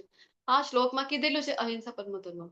આ અડધો શ્લોક આપણે ભણીએ, એને જ સમજીએ તો એ બરાબર, એ ઉચિત નથી. તો આગળ એ જ શ્લોકની લાઈન કઈ છે, ધર્મ હિંસા તથૈવ ચ, કે ધર્મ માટે જ્યારે જ્યારે જરૂર પડે ત્યારે ત્યારે તો હિંસા કરવી જ પડે. આપણે કહીએ કે નહીં, અમે તો અહિંસામાં માનીએ છીએ. હતા ને આવા આપણા પણ દેશમાં થઈ ગયા છે કે કોઈ અહિંસાની હદ તો જુઓ. અહિંસાની હદ એ છે કે કોઈ એક ગાલ ઉપર તમાચો મારે છે તો કહે છે કે બીજો ગાલ આગળ કરી દો. વિચાર કરો, આવો કહેવા વાળા પણ આપણા દેશમાં મહાન લોકો થઈને ગયા છે. તો આવી પરિસ્થિતિમાં ભગવદ ગીતા શું કહે છે, જો શાસ્ત્રો શું કહે છે, ધર્મ હિંસા તથૈવ છે, એ પણ એટલું જરૂરી છે. હા, ઠીક છે કે વિનાકારણ તમે કોઈનો અહિંસા પરમો ધર્મ છે કે વિનાકારણ કોઈની હિંસા નહીં કરવાની. આપણે જોઈએ છે ભગવદ ગીતામાં પણ અહિંસાને ભગવાન દૈવી ગુણ કહે છે. અને ઘણી જગ્યાએ જ્ઞાનમાં પણ અહિંસા, જ્ઞાનના જે ગુણો 20 ગુણો 13મા અધ્યાયમાં જે ભગવાન કહે છે કે આ જ્ઞાન છે, આના સિવાય બીજું બધું જ અજ્ઞાન હું ઘોષિત કરું છું. ત્યાં પણ અહિંસા ઘણી જગ્યાએ મેન્શન કરેલું છે. તો ખૂબ જરૂરી છે અહિંસાવાદી હોવું. પણ જ્યાં જ્યાં અને જ્યારે જ્યારે આવશ્યકતા છે ત્યારે ત્યારે આપણે હિંસા પણ કરવી પડે છે. આપણે જે દેશમાં રહીએ છીએ એ દેશમાં ઘણા બધા આજુબાજુમાં છે એવા આસુરી પ્રવૃત્તિ વાળા દેશો રહે છે, જે સતત ઉભા જ છે કે કોઈ તક મળી રહે. કોઈ તક ના મળે તો પણ આપણે અત્યારે જોયું ને, પુલવામા જે ઘટના બની હતી કાશ્મીરમાં એપ્રિલ મે ની આસપાસ, કેવી રીતે અહીંયા ઘુસપેઠથી આવી જાય છે. અને બધાનું આપણે જોયું ને, એની પાછળ આપણા દેશે પણ પછી પીછેહટ કરી નહીં. ઓપરેશન સિંદૂર જેવા ઓપરેશન ચલાવ્યા હતા. તો બસ હિન્દુ છો એવું કહીને એમને મારી દેવામાં આવે છે. આવા વિધર્મીઓ જે છે એ તો ઉભા જ છે. તમે તો કહીશું કે અમે તો અહિંસામાં માનીએ છીએ. વિચાર કરો, એક ક્ષણ માટે પણ જો આપણે બોર્ડર પરથી આપણે સૈનિકો હટાવી દઈશું તો શું હાલ આપણા દેશનું થશે. આટલી બધી સિક્યોરિટી છે તો પણ આપણા દેશમાં ઘુસપેઠીના રૂપમાં આવી જાય છે ને. આવી બધી જોયું ને આપણે કે કેવી કેવી હરકતો કરીને ઓલરેડી જતા હોય છે. જ્યાં આવશ્યકતા છે ત્યાં હિંસા, ધર્મ માટે હિંસા કરવી પડે. અને ક્ષત્રિયોને એમાં ક્ષત્રિયોનું કર્તવ્ય છે. અને ક્ષત્રિયોને એક ગર્વની અનુભૂતિ થાય છે. આપણને લાગે કે અરે ના, કારણ કે બહુ અઘરું કામ છે આ ક્ષત્રિયોનું જે કાર્ય છે. દરેક ક્ષણે, કારણ કે એમને ખ્યાલ નથી કે કયા ક્ષણે મૃત્યુ મને આવી જશે, પણ એમને એક ખબર છે કે હું મારા કર્તવ્યોનું વહન કરી રહ્યો છું.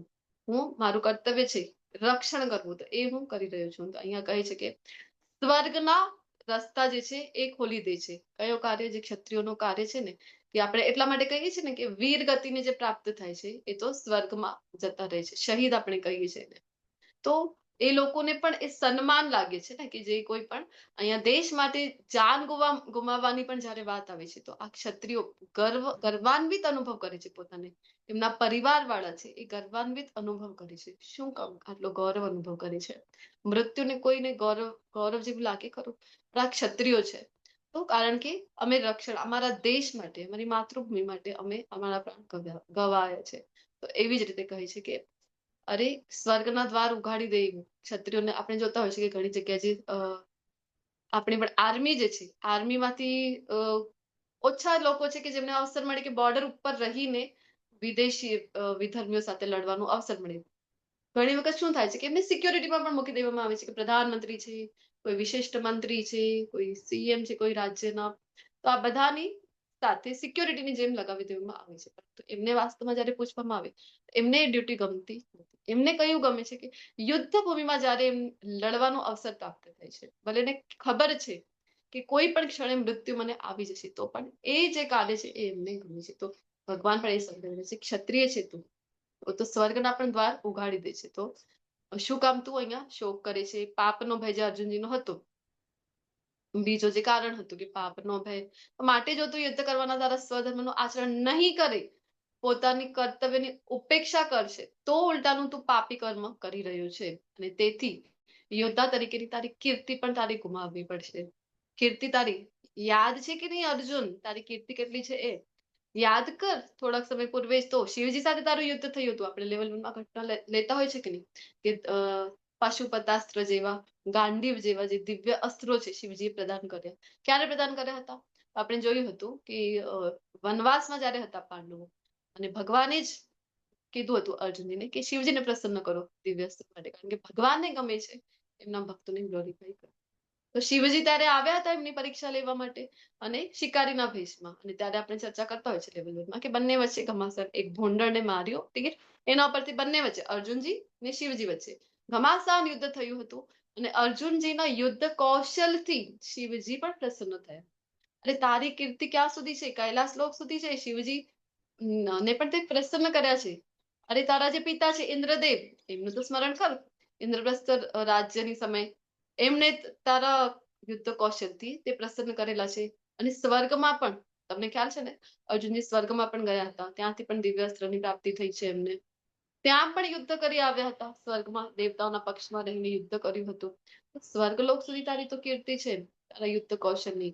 અરે અગ્નિદેવી તો તને આ રથ આપ્યું છે કે જ્યાં તું આ લઈ જાય રથ, તો એનો ક્યારે પણ હારનો સામનો કરવો પડશે નહીં. આવું તો રથ તને દિવ્ય પ્રદાન કરેલું છે. કીર્તિ જો તારી કેટલી છે, તને શું લાગે છે કે આ જો તું કહે છે કે પાપનો ભય છે, પાપી પ્રતિક્રિયા છે આ યુદ્ધ કરવું, તો અરે તારી કીર્તિને પણ તું પાણીમાં ભેળવી દઈશ આવું જો વિચાર કરશે તો.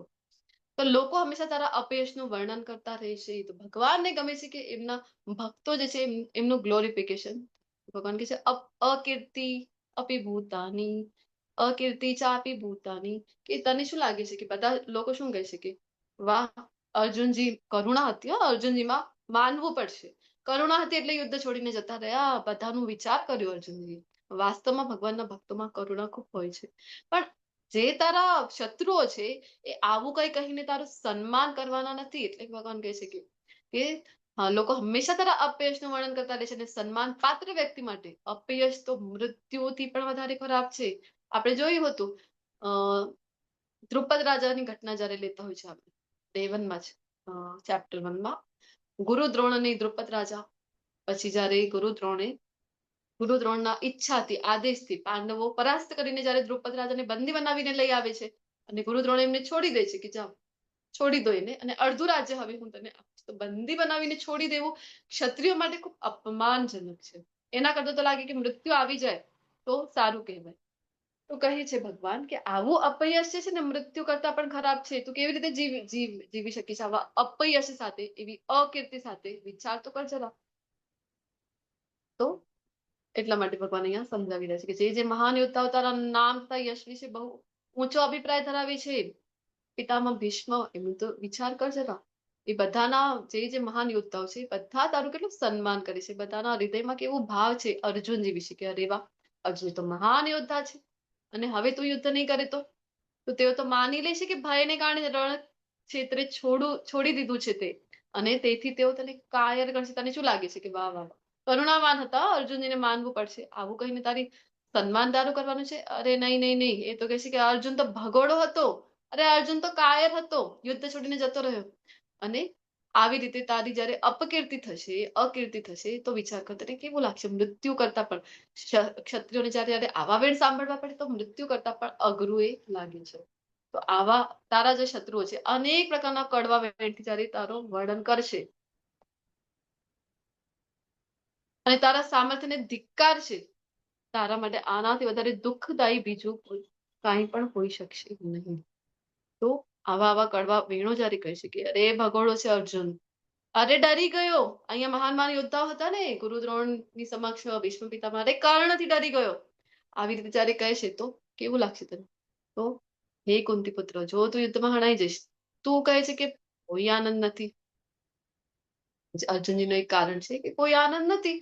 કારણ કે આપણે પણ જોતા હોય છે ને કે કોઈ પણ આપણે સેલિબ્રેશન છે, ધારો કે આપણા બાળકો છે એનું બર્થડે સેલિબ્રેશન કરીએ, કોઈ પણ દિવાળી સેલિબ્રેશન કરી રહ્યા છે, તો થતું હોય છે કે નહીં, બધા ઘરમાં બધા રિલેટિવ્સ આવે છે, બધા સાથે મળીને આપણે જ્યારે નાસ્તો કરી રહ્યા છીએ દિવાળીમાં, અથવા તો આપણે ફટાકડા ફોડી રહ્યા છીએ, તો મજા આવે છે કે નહીં? કારણ કે અસલી મજા સબકે સાથ હૈ.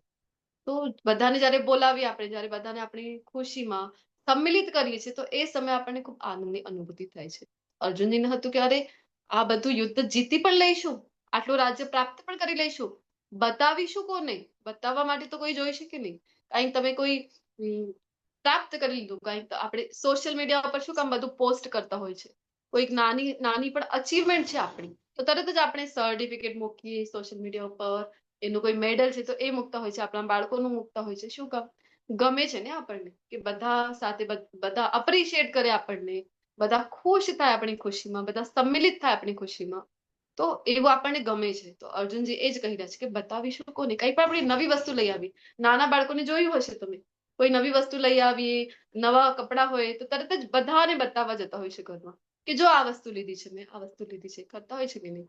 તો અને જે લોકોની મનોવૃત્તિ પણ બાળક જેવી છે, મનથી હજી બાળક છે, ભલે ઉંમરથી થઈ ગયા હોય, કહે છે ને કે ઉંમર 55 કી દિલ બચપન કા, તો એવા જે હોય છે નિર્દોષ, ઇનોસન્ટ, તો એ લોકોમાં પણ હજી એ પ્રવૃત્તિ જોવા મળે છે આપણને કે બધાને સંમિલિત કરવું, બધાને આપણી ખુશીમાં સહભાગી કરવું, એવી પ્રવૃત્તિ હોય છે. તો અર્જુનજીને પણ છે કે જીતી જઈશું, બતાવીશું કોને? તો કોઈ આનંદ છે નહીં. અરે આ બધા યુદ્ધમાં મારી જ મરવાના છે, તો અમે કોને બતાવીશું આટલું બધું રાજ્ય? એના માટે ભગવાન કહે છે કે અરે શું કામ આવું વિચારે છે કે કોઈ આનંદ નથી, શું કામ દુઃખી થઈ રહ્યો છે? તારા તો બંને હાથમાં લાડવા છે. કેવી રીતે? તો કહે છે કે જો તું જીતી જઈશ તો તને શું મળવાનું છે? તને તો સ્વર્ગ મળવાનું છે. અને જો તું હારી જઈશ તો પછી તો પણ સોરી, ઉલટો થઈ ગયો. હારી જઈશ તો સ્વર્ગ મળશે, જો મૃત્યુ અહીંયા થઈ જાય તો સ્વર્ગ ના દ્વાર ખુલ્લા છે, અને જીતી જઈશ તો આખા પૃથ્વીનું સામ્રાજ્ય. તો સુખ કે દુઃખ, હાનિ કે લાભ તથા જય કે પરાજય વિશે વિચાર કર્યા વગર યુદ્ધ કરવા ખાતર યુદ્ધ કર, અને આ પ્રમાણે કરવાથી તને કદાપી પાપ લાગશે નહીં. તો જે આપણે વાત કરી એના પહેલા કે જો હણાઈ જશે તો ભગવાને કીધું હતું કે સ્વર્ગના દ્વાર. તો કેવી રીતે સ્વર્ગના દ્વાર? પહેલા અધ્યાયથી રિલેટ કરીને કહી શકો છો તમે? હવે ઘણા સમયથી હું જ બોલું છું, ખબર પડે બધા છો કે નહીં મારી સાથે. સ્વર્ગના દ્વાર કેવી રીતે ખુલ્લા છે જે અહીંયા હણાઈ જશે યુદ્ધમાં? જે એ કુરુક્ષેત્ર ધર્મના એ પક્ષે ધર્મક્ષેત્ર લડતા છે હોય ને, એટલે. હા, તો પહેલા જ ધર્મના અધ્યાયનું પહેલું ક્ષેત્રે શ્લોક અને પહેલો શબ્દ કયું હતું? ધર્મ ક્ષેત્રે કુરુક્ષેત્ર. હા, ધર્મ ક્ષેત્રે કુરુક્ષેત્રે. કુરુક્ષેત્ર. ધર્મ ક્ષેત્ર હતું, આપણે ત્યાં ચર્ચા કરી હતી કે ધર્મના પક્ષમાં જે કોઈ લડશે એને સ્વર્ગમાં સ્થાન મળશે. આવી રીતે ધર્મના પક્ષમાં તું યુદ્ધ કરી રહ્યો છે, તો વિચાર કરો તને તો સ્વર્ગ મળશે જ, ભણાઈ પણ જાય તો. અને જીતી જાય તો તારો તો ભાઈ જે છે એ જ ચક્રવર્તી સમ્રાટ બનવાનો છે. બંને હાથમાં લાડવા છે, તો દુઃખનું કોઈ કારણ છે નહીં. આગળ કહે છે કે મેં અહીં પૃથક્કરણાત્મક અભ્યાસ એટલે કે સાંખ્ય દ્વારા આ જ્ઞાનનું વર્ણન કર્યું છે. પૃથક, અલગ કરવું. આત્મા, શરીર, શરીર અને આત્મા અલગ અલગ છે. હવે નિષ્કામ ભાવે કર્મ કરવા વિશે સમજાવું છું. તે સાંભળ, હે પ્રતાપુત્ર, જો તું એવા જ્ઞાનથી કર્મ કરીશ તો કર્મ બંધનમાંથી પોતાને મુક્ત કરી શકીશ. કર્મ બંધન છે કે જે આપણે બાંધે છે. કેવી રીતે બાંધે છે? આ ભૌતિક જગતમાં જન્મ મૃત્યુમાં બાંધી દે છે. તો એના માટે ભગવાન કહે છે કે હવે એવું જ્ઞાન આપું છું. કયું જ્ઞાન આપું છું ભગવાન? નિષ્કામ કર્મનું જ્ઞાન તને આપીશ કે જેના દ્વારા કર્મનું બંધન તને થશે નહીં. તો શું ફાયદો છે? તો ભગવાન કહે છે કે તો પછી જન્મ મૃત્યુ નહીં થાય. નેહા વિક્રમ નાશોસ્તિ પ્રત્યવાયો ન વિદ્યતે સ્વલ્પમ અપ્યસ ધર્મસ્ય ત્રાયતે મહતો ભયા. કે આ બુદ્ધિયોગમાં, હવે આપણે લાગે બુદ્ધિયોગની વાત ક્યાંથી આવી છે? બુદ્ધિયોગ એટલે ભગવાનની પ્રસન્નતા માટે કરી રહ્યા છે, તો અહીંયા બુદ્ધિયોગ કીધું છે. તો આપણને લાગે બુદ્ધિયોગ કેમ ભક્તિ કહેવું જોઈએ ને? બુદ્ધિયોગ શું કામ છે? તો 10.8 શ્લોક યાદ છે? કોઈને આવડે છે? આપણે ચતુશ્લોકી ગીતાનો પહેલો શ્લોક 10.8, અહમ સર્વસ્ય પ્રભવો. યાદ છે કે નહીં? આવડે છે કોઈને? હરે કૃષ્ણ. અહમ સર્વસ્ય પ્રભવો બુદ્ધિમત્તા अहम सर्वस्व प्रभुः જી જી એ ભૌતિક જ્ઞાન છે, આધ્યાત્મિક જ્ઞાન નથી. હા કોઈ વાત હરે કૃષ્ણ માતાજી. હરે કૃષ્ણ. બોલો બોલો.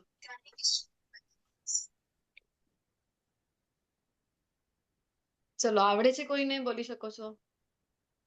अहं सर्वस्य प्रभो मत सर्व प्रवर्तते इति मत्वा भजन्ते मां बुद्धा भाव समन्विताः. હરી હરે બોલ. કૃષ્ણ. હરે કૃષ્ણ. ખૂબ સરસ. તો અહમ સર્વસ્ય પ્રભો મત્ત સર્વમ પ્રવર્તતે, મારાથી જ બધું કઈ, હું જ એ શ્રેષ્ઠ તત્વ છું ને મારાથી જ બધું કઈ પ્રવર્તતે, જે કઈ ભૌતિક છે અથવા આધ્યાત્મિક છે, જે કઈ જોઈ રહ્યું છે એ બધું જ કારણોનું કારણ હું છું ને મારાથી જ બધું આવી રહ્યું છે. તો કોણ જાણે છે? જે જાણે છે આ વાત, તો એને ભગવાને શું કીધું હતું? ઇતિ મત્વા ભજન્તે મામ, આવું માનીને, આવું મત રાખીને જે મને ભજે છે, ભજન્તે મામ, મને ભજે છે, મારી ભક્તિ કરે છે, તો એને ભગવાને શું કીધું હતું? બુધા ભાવ સમન્વિતા, એ બુદ્ધિમાન છે. તો અહીંયા એટલા માટે કીધેલું છે બુદ્ધિયોગ. ભગવાનની પ્રસન્નતા માટે કરી રહ્યા છે તો બુદ્ધિયોગ છે. તો આ બુદ્ધિયોગમાં કરવામાં આવે કોઈ હાનિ નથી, કોઈ હ્રાસ છે નહીં. ભગવાન માટે જે જ્યારે પણ જે કંઈ પણ કરીએ છીએ, છઠ્ઠા અધ્યાયનું પણ તમને યાદ હશે કે અર્જુનજીનો જ્યારે પ્રશ્ન હતો કે યોગમાં કોઈ અસફળ યોગીની મંજિલ શું છે, એની ગતિ શું છે? અસફળતા અહીંયા ભૌતિક ભોગોએ ન ભોગવ્યા અને યોગમાં સફળતા ગંતવ્યને પણ પ્રાપ્ત ન કર્યું, ડેસ્ટિનેશનને, તો શું થશે? વચમાં તો નહીં ફસાઈ જઈશું. આ ના મળ્યું ને પેલા અમે એન્જોય ના કર્યું અહીંયા, અને બીજી ગતિ ના મળી તો શું થશે? ત્યારે ભગવાન બે શ્લોકમાં આન્સર આપે છે કે નહીં? ત્યારે આપણે જોતા હોય છે કે અરે કોઈ હાનિ છે જ નહીં. ભક્તિ યોગમાં જે કંઈ કરો છો, કૃષ્ણ માટે જે કંઈ કરો છો, વાસ્તવમાં એના માટે કોઈ હાનિ છે નહીં. કારણ કે અગર તમારી ભક્તિ 5% થઈ, 25% થઈ છે, માનો કે 50% થઈ છે, તો નેક્સ્ટ બર્થમાં આગળ ફોરવર્ડ થશે અને આગળથી કાઉન્ટિંગ ચાલુ. 6% શરૂઆત થશે, 26% શરૂઆત થશે. તો ક્યારેય વ્યર્થ જતું નથી. અહીંયા તમે ભૌતિક જ્ઞાનમાં ગમે તેટલી ડિગ્રી લઈ લો, PhD સુધીની લઈ લો, તો પણ નેક્સ્ટ બર્થ જો માનવદેહ મળે જો, તો ફરીથી એ ફોર એપલ ત્યાંથી શરૂઆત કરવું પડે છે. પરંતુ અહીંયા ભક્તિ યોગમાં થોડીક પણ પ્રગતિ કરેલી છે ને તો કેરી ફોરવર્ડ થાય છે, તો કોઈ નુકસાન છે નહીં. અને આ માર્ગ પર કરેલી થોડી સી પ્રગતિ પણ કહે છે કે મહાન ભયમાંથી રક્ષણ કરે છે. કયું છે મહાન ભય? મૃત્યુનો ભય. મૃત્યુ જયા ધરાવ્યા તે. મૃત્યુનો ભય. મૃત્યુનો ભય. આપણા માટે સૌથી મહાન ભય છે કે નહીં? આપણે માનીએ કે ના માનીએ, પરંતુ બધાના મનમાં જે સૌ, કારણ કે મૃત્યુ કોઈને જોઈતી જ નથી. આપણે જોતા હોય છે ને કે મૃત્યુ શૈયા ઉપર પણ હશે, અરે ઉંમર પણ થઈ ગઈ હશે, મૃત્યુ શૈયા ઉપર પણ હશે, ત્યારે પણ મૃત્યુ આવે એવું કોઈ ઈચ્છતું નથી. બધાને મૃત્યુથી સૌથી મોટું ડર લાગ્યું છે. ભગવાન કે તે કહે છે કે એમાંથી તારું રક્ષણ કરીશ. ભગવાનના ભક્તોને મૃત્યુથી કોઈ ભય રહેતો નથી, કારણ કે જ્યાં સુધી અટેચમેન્ટ જેટલું વધારે છે, આસક્તિ જેટલી વધારે છે, જે ભૌતિકતામાં છે ને, જેટલા ભૌતિકતામાં હોઈશું ને, તો શરીર અને આત્મામાં ફેર નથી થતું. તો આત્મા જે છે શરીરને જ પોતાનું માનીને જ્યારે બેસી જાય છે, તો પછી અલગ થતા મૃત્યુની સમય ખૂબ તકલીફ છે, ખૂબ પીડા છે એ થાય છે. પરંતુ જ્યારે ભક્તિમાં છો, જ્યારે જ્ઞાન છે, તો આપણે હરિનામ લેતા રહીશું, તો પછી આટલી જે પીડા જે ભૌતિકતા વાળા લોકોને થાય છે, આટલી પીડા ભક્તોને થતી નથી. ભગવાન રક્ષણ કરે છે. ભગવાન વચન આપી રહ્યા છે, તો હવે મેરી ચિંતા તું કરે, તેરા ચિંતા નહીં. આપણું કામ શું છે? આપણે ભક્તિ કરી રહ્યા છીએ, અરે ભગવાન બધી ચિંતા સારી. તો એટલે આપણે જોતા હોઈએ છીએ, તો ભક્તોના જીવનમાં એવું નથી કે કઠિનાઈ નથી આવી રહી. ભક્તિ માર્ગ તમે ચાલી રહ્યા છો તો એવું કહેવાય છે ને કે ઉલટાના વધારે તકલીફ જોવા મળે છે બીજા જન સામાન્ય કરતા. ભક્તો ક્યારે એનાથી વિચલિત થતા નથી. એમને તો એક જ વાતનો ભય હોય છે કે મારી ભક્તિ ના છૂટે બસ. કારણ કે હવે ચિંતા કોની થઈ ગઈ છે? ચિંતા હરિની થઈ ગઈ છે. હવે હરિ તું મારે ચાહે તારે, એ તારી ચિંતા. હવે હું તો તારી શરણાગત છું, જે અર્જુનજીએ સ્વીકાર કરી છે. પછી જે કારણ છે પાંચમું, અનિર્ણાયકતા, તો એનો જવાબ હવે આપવાની શરૂઆત કરી છે કે હે કુરુનંદન, વ્યવસાયાત્મિકા બુદ્ધિ એકેહ. કુરુનંદન, કે જ્યારે તું એક જગ્યા ઉપર તારી જે બુદ્ધિ છે એ સ્થિર હશે ને, તો પછી તને કન્ફ્યુઝન નહીં થાય, દુવિધા નહીં થાય. બહુ શાખાય નંતાશ બુદ્ધિયો વ્યવસાયી નામ. અનેક શાખામાં, બહુ શાખામાં તારી બુદ્ધિ હશે, તો તો તારું ગોલ ફિક્સ નહીં હોય, અનેક શાખામાં હશે તો તને કન્ફ્યુઝન થશે, તો દુવિધા થશે. હવે અર્જુનજીના જ જીવનનું ઉદાહરણ અહીંયા આપેલું છે પિક્ચરમાં. કયું ઉદાહરણ છે? કઈ ઘટના છે? પક્ષીનો આંખ વીંધવાનો છે એ. હા, ગુરુકુલમાં ભણતા હતા ત્યારે ગુરુદ્રોણે એક વખત કર્યું હતું ને. શું દેખાય છે ત્યારે અર્જુનજી કહે છે, અર્જુનજીનો ઓલરેડી વ્યવસાયિક આ બુદ્ધિ જ છે, આપણા માટે છે. આપણી બુદ્ધિ નથી વ્યવસાયિક, અને બધી જગ્યાએ આપણી પછી આ કરું કે તે કરું, આ કન્ફ્યુઝન એટલા માટે થઈ રહ્યું છે. એક જ ધ્યેય છે ને, મને ખબર છે મારે શું કરવું છે. મારે હું ભક્તિ યોગમાં આગળ છું, ભગવાનની પ્રસન્નતા છે કે નહીં કોઈ કાર્ય કરવાની પહેલા આપણે હવે સેન્ટરમાં કૃષ્ણને રાખીને જયારે વિચાર કરીએ છીએ તો કોઈ દુવિધા રહેતી નથી. અલ્પજ્ઞાની મનુષ્ય વેદોની અલંકારિક વાણી પ્રત્યે અતિશય આસક્તિ ધરાવે છે. વેદોમાં બધું આપેલું છે. લેવલ 1 માં આપણે 9મા અધ્યાયમાં ચર્ચા કરતા હોય છે કે વેદોમાં બધું જ, કારણ કે વેદો, શાસ્ત્રો, ગુરુ એ આપણી માતા સમાન છે. માતા કેવા હોય? કરુણામય હોય છે. માતાને બધા બાળકો સમાન હોય છે ને, બાળકો અલગ અલગ, 2 બાળકો હોય, 5 હોય કે 10 બાળકો હોય, બધા બાળકોની ટેન્ડન્સી અલગ છે, મનસ્થિતિ અલગ છે. એક સાયકોફિઝિકલ નેચરની વાત આપણે ભગવદ ગીતામાં કરતા હોય છે. બધા બાળકોની અલગ અલગ હોય છે, પણ માતાને ખબર છે કે આને કેવી રીતે સમજાવવાનું છે. કોઈ બાળક શાંત હોઈ શકે છે, કોઈ બાળક ખૂબ તોફાની હોઈ શકે, પણ માતાને ખબર છે કે કોને કયો ડોઝ આપવાનો છે, કેવી રીતે સમજાવવાનું છે. તો વેદોને ખબર છે આપણે બધા બાળકો સમાન છે, તો માતા સમાન છે વેદો. વેદોને ખબર છે તો તમોગુણીમાં કોઈ વ્યક્તિ છે, કોઈ રજોગુણમાં છે, કોઈ સત્વગુણમાં છે, તો કયા ગુણમાં અવસ્થિત વ્યક્તિને કેવી રીતે સમજાવવાનું, તો બધા જ ગુણોમાં અવસ્થિત લોકો માટે વેદોમાં આપેલું છે કે ભાઈ તમોગુણી વ્યક્તિ માટે પણ કે ઉત્તરોત્તર પ્રગતિ કરતા કરતા કે ભાઈ માંસાહાર કરી રહ્યો છે, દરરોજ કરી રહ્યો છે, ચલો એ છોડીને એક વારનું એને કહીએ કે ચલો અમાવસ્યાની રાતની છૂટ આપીએ, મહિનામાં એક વારની છૂટ આપીએ, જાઓ અમુક પશુનો જેને તમને મારવાની ઈચ્છા છે તો એની પૂજા કરી, એની પ્રાર્થના કરીને એને તમે ભક્ષણ એનું કરી શકો છો યજ્ઞમાં હોમીને, કે અરે મારી ઇન્દ્રિય તૃપ્તિ પર મારો કંટ્રોલ નથી અને જેના માટે તારો સંહાર કરું છું, અને તને છૂટ છે કે આવતા જન્મમાં તું મારી સાથે આવું વર્તન કરી શકે.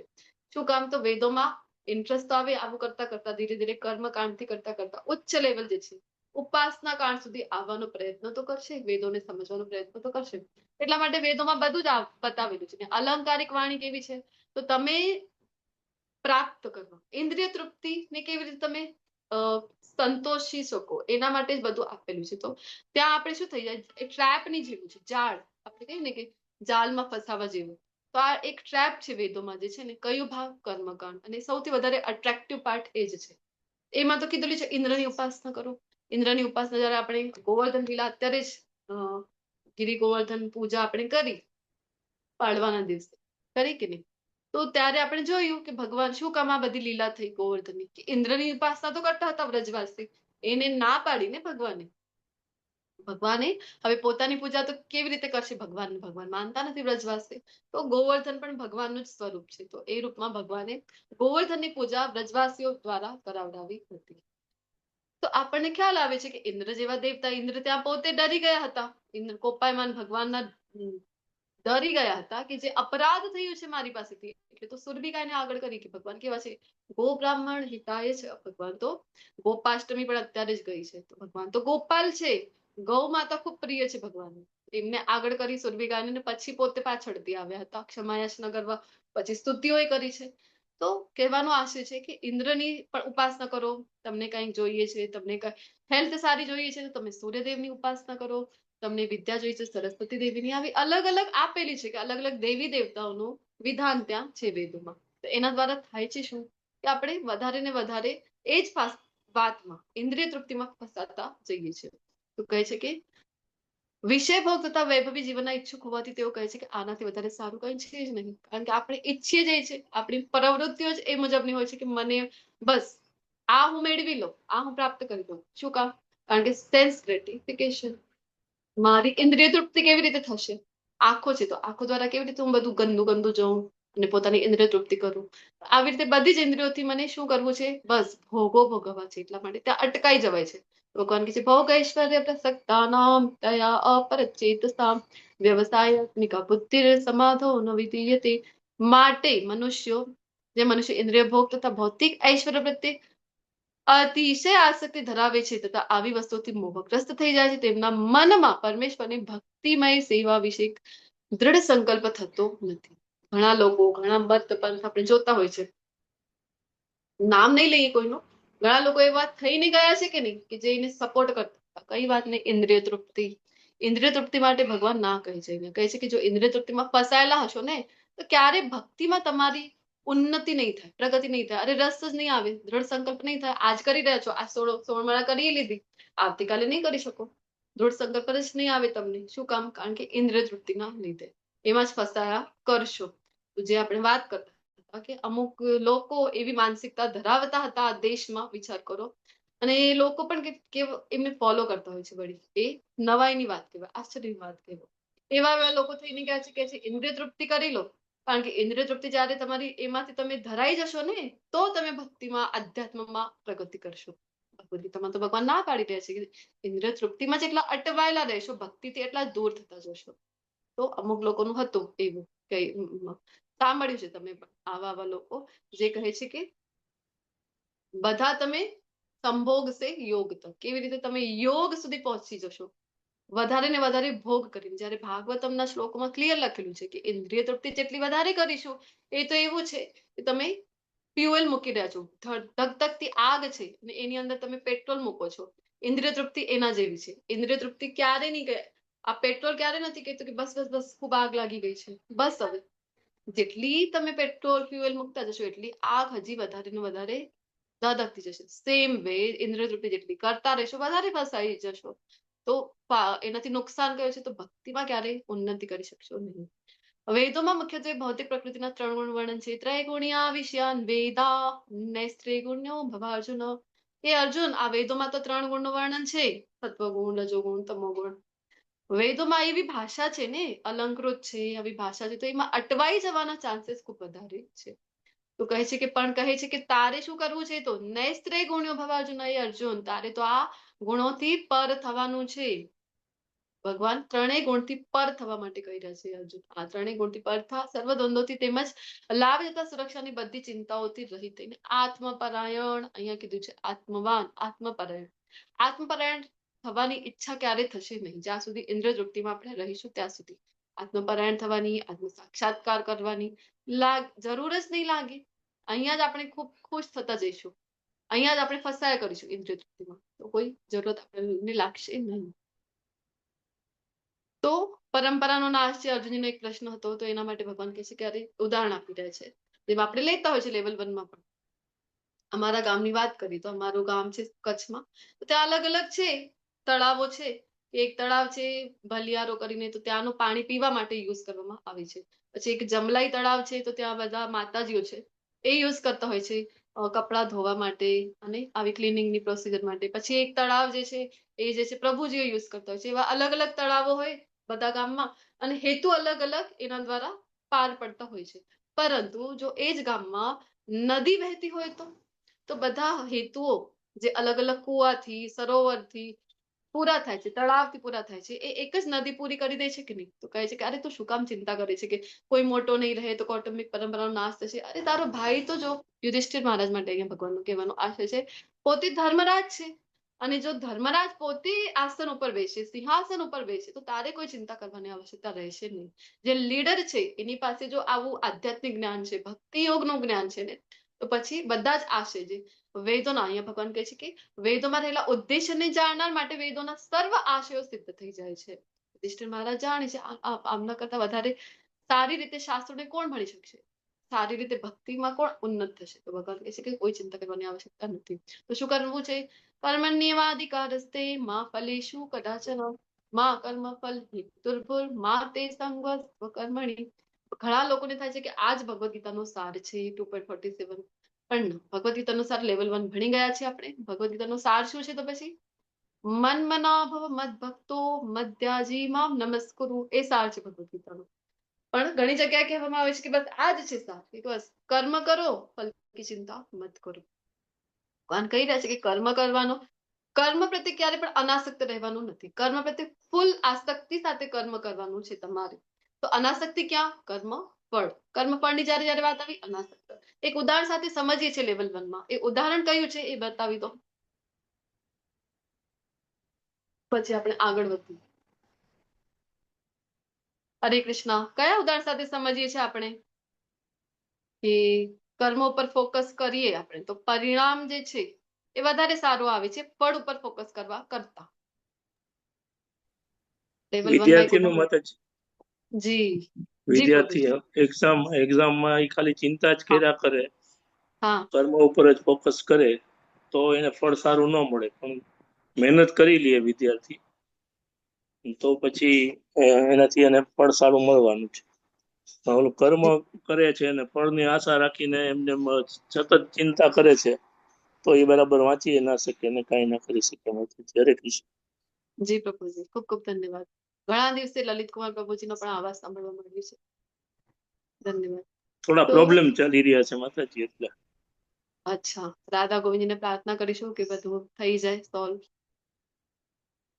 તો અહીંયા ભગવાન જે કહી રહ્યા છે કે ફોકસ તમારું કર્મ પર જ. ભૌતિક જગતનું પણ ઉદાહરણ લઈ લઈએ, જેમ પ્રભુજી બે વિદ્યાર્થીઓનું ઉદાહરણ આપ્યું છે. ભૌતિક જગતમાં પણ લઈ લઈએ, જો કર્મ પ્રત્યે આસક્તિ છે ને ફળ પ્રત્યે અનાસક્તિ ને, તો ફોકસ સારી રીતે, કોન્સન્ટ્રેશન સારી રીતે લગાવીને એ કર્મ કરી શકીશું. પણ જો કર્મ ફળ પ્રત્યે આસક્તિ છે તમારી, ધ્યાન પૂરો ફળમાં જ છે, તો તમારું જે ફોકસ છે ડાયવર્ટ થઈ જશે ને, પછી ડિવાઈડ પણ થઈ જશે. તો તમે પૂર્ણ કોન્સન્ટ્રેશન સાથે, ફોકસ સાથે કર્મ કરી શકશો નહીં. તો માટે કહે છે કે યોગમાં સ્થિર રહે, સફળતા કે નિષ્ફળતાની સર્વ આસક્તિ છોડી દઈને તારા કર્તવ્ય કર્મો કર. મનની આવી સમતા જે છે એને જ યોગ કીધું છે. સમત્વમ યોગ ઉચ્યતે. હે ધનંજય, ભક્તિમય સેવા દ્વારા બધા જ નિંદ્ય કર્મથી દૂર રહી. ભગવાન કહે છે નિંદ્ય કર્મથી દૂર કરવા યોગ્ય નથી, જે નિંદનીય કર્મ છે એનાથી દૂર રહેવું. તો અર્જુનને સારું લાગ્યું, ચલો ચલો ચલો સારું, આ યુદ્ધ કરવું કયું સારું કર્મ છે? નિંદનીય તો છે, કોઈનો પ્રાણ હણી લેવું નિંદનીય છે, ચલો મારી માટે તો સારું, દૂર રહીશું. તો અને એવા જ ભાવથી ભગવાનને શરણાગત થાય. જે લોકો પોતાના કર્મના ફળ ભોગવવાની ઈચ્છા રાખે છે તે કૃપણ છે. તો કહે છે કે નિંદનીય કર્મથી દૂરેણો વરમ કર્મ બુદ્ધિ યોગા ન કાય. તો ભગવાન કહે છે કે દૂરથી જ રહે તું. આ જે નિંદનીય કર્મ છે એ તો કરવાના નથી. તો અર્જુનને થયું સારું છે, હું તો નહીં કરું યુદ્ધ. ભક્તિમય સેવામાં પરવાયેલો મનુષ્ય આ જીવનમાં સારા કે નરસા કાર્યોથી પોતાને મુક્ત કરી શકે છે. માટે યોગ અર્થે પ્રયાસ કર, કારણ કે યોગ જ કર્મનું કૌશલ્ય છે. તો કહે છે યોગ માટે પ્રયત્ન કરું. હું એક કામ કરું, જ્ઞાન યોગની વાત કરી રહ્યા છે ભગવાન. તો અહીંયા જ્ઞાન યોગમાં આગળ વધું, ચલો શાસ્ત્રો લઈને બેસી જાઉં એક કોર્નરમાં, સરસ મજાના શાસ્ત્રો વાંચી શાંતિથી એક કોઈ ગુફા સિલેક્ટ કરી લઉં, ત્યાં જઈને બેસી જાઉં, ધ્યાન કરું અથવા તો શાસ્ત્રોમાં આગળ વધું. નિંદનીય કર્મ મને આમે યુદ્ધ તો કરવું નથી.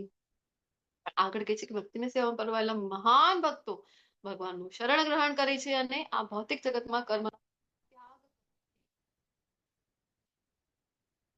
પોતાની જાતને મરણા ચક્રમાંથી મુક્ત કરે છે. આ રીતે તેઓ ભગવાનના ધામમાં પાછા જઈને સર્વ દુઃખોથી પર એવું એક પદ પામે છે. તો ભગવાન માટે જો કઈ કર્મ કરીએ આપણે તો શું થાય છે? નિયત કર્તવ્ય તો કરવાના છે, પરંતુ કૃષ્ણને સેન્ટરમાં રાખીને ભગવાનની શરણાગતિ સ્વીકારી લો. ખૂબ સુંદર ભાવ છે કે નહીં? તેરી શરણ में आके मैं धन्य हो गया. તો ભક્તો આ જ કરે છે, બસ ભગવાનની શરણાગતિ સ્વીકાર કરી લે છે. તો શું થાય છે? નિયત કર્તવ્ય કરતા કરતા, ભક્તિમય જીવન જીવતા જીવતા, ભગવાનની ભક્તિમય સેવા કરતા કરતા આ શરીર છોડ્યા પછી ભગવત ધામમાં જતા રહે છે. જ્યારે તારી બુદ્ધિ મોહરૂપી ગાઢ જંગલને પાર કરી જશે. આપણે બધા ગાઢ જંગલમાં ફસાયેલા છીએ. કયું ગાઢ જંગલ છે? આપણે લાગે એમેઝોન નું ગાઢ જંગલ, એના કરતા વધારે ગાઢ જંગલ છે. કયું?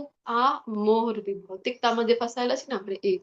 ત્યારે તારે સર્વ સાંભળવા યોગ્ય બાકી તથા તે સાંભળેલ હશે તે પ્રત્યે તું ઉદાસીન થઈ જઈશ. પછી કોઈ ઈચ્છા રહેશે નહીં. ભૌતિકતામાં કોઈ ઈચ્છા રહેશે નહીં. જ્યારે વેદોને અલંકાર ભાષાથી તારું મન વિચલિત થશે નહીં અને આત્મ સાક્ષાત્કારની સમાધિમાં સ્થિર થઈ જશે, ત્યાર પછી તને દિવ્ય ચેતના રૂપ યોગ પ્રાપ્ત થશે. પછી તારું મન વેદોમાં જે અલંકારિક, જે આપણે વાત કરીએ ટ્રેપ છે, જાળ છે, ઇન્દ્રિય તૃપ્તિ વાળો વિષય, ત્યાં તારું મન લાગશે નહીં. શું કામ? કારણ કે મન એકવાર કૃષ્ણમાં લાગી ગયું તો કાં તો માયામાં મન લાગે છે, કાં તો માધવમાં એકવાર મન લાગી ગયું તો માયામાં લાગશે નહીં. તો બુદ્ધિ યોગમાં કાર્ય કરવાના 5 ફાયદાઓ કયા કયા જોયા અત્યાર સુધીના શ્લોકોના આધારે. તો સારા અને નરસા પરિણામોથી મુક્તિ મળે છે. બુદ્ધિ યોગ એટલે કયું? તો ફરીથી રિવાઇઝ કરી લઈએ. કૃષ્ણની પ્રસન્નતા માટે જે કંઈ કરી રહ્યા છે ભગવાને બુધાભાવ સમન્વિત, આપણે એ પણ જોયું કે ભગવાન માટે, ભગવાનની પ્રસન્નતા માટે ભક્તિમય જે કાર્ય કરીએ છીએ એ છે બુદ્ધિ યોગ. તો પછી કોઈ ફરક પડતું નથી કે એનું પરિણામ કેવું આવશે, સારા નરસા. જન્મ મૃત્યુના ચક્રમાંથી મુક્તિ મળે છે, ભગવત ધામ પ્રાપ્ત થાય છે, ફરીથી ધામમાં જઈ શકાય. વૈદિક સંસ્કારો પ્રત્યે ઉદાસીન, પછી કોઈ અહીંયા ઈચ્છા રહેશે નહીં કે આ વેદો ભણી લઉં, આમાંથી વેદો ભણીને, કારણ કે અટવાવાના ચાન્સીસ વધારે છે, ભટકવાના ચાન્સીસ વધારે છે. કૃષ્ણ સાથેના શાશ્વત દાસ્ય વાળો જે આપણો સંબંધ છે એની ફરીથી સ્થાપના થઈ શકે છે. હવે સ્થિત પ્રજ્ઞ વિશે અર્જુનજી એક હવે વિષય થોડુંક ચેન્જ થઈ રહ્યું છે કે અર્જુનજી પ્રશ્ન પૂછી રહ્યા છે કે હે કૃષ્ણ, અધ્યાત્મમાં લીન થયેલી ચેતનાવાળા મનુષ્ય એટલે કે સ્થિત પ્રજ્ઞ જે મનુષ્ય છે લક્ષણો કયા છે, કેવી રીતે ઓળખવાનું એમના લક્ષણો?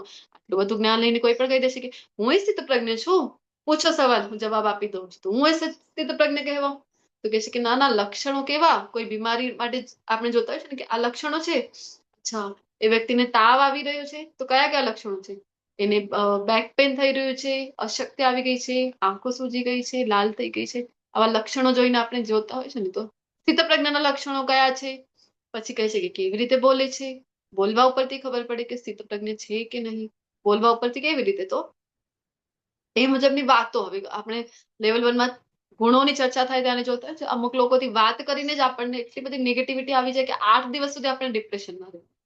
તો અને પછી ભાષા કેવી છે, અને કેવી રીતે બેસે છે, અને કેવી રીતે ચાલે છે. કેવી રીતે ચાલે છે એટલે આપણે જોતા હોય છે કે ઘણી બધી જગ્યાએ હોય છે ને ફેશન વીક હોય છે, ત્યાં કેટવોક કરીને ચાલતા હોય છે. આવી રીતે મટકી મટકીને ચાલવાનું? તો એવું પ્રશ્ન છે અર્જુનને, એવો અભિપ્રાય છે કે ચાલે છે, બોલે છે, એનો અર્થ શું થયું કે ચાલ ચલણ એટલે કે કેરેક્ટર કેવું છે, એનું ચરિત્ર કેવું છે. તો જેના ઉપરથી આપણને ખબર પડે કે સ્થિત પ્રજ્ઞ છે. તો ભગવાન ઉત્તર આપવાની શરૂઆત કરી રહ્યા છે.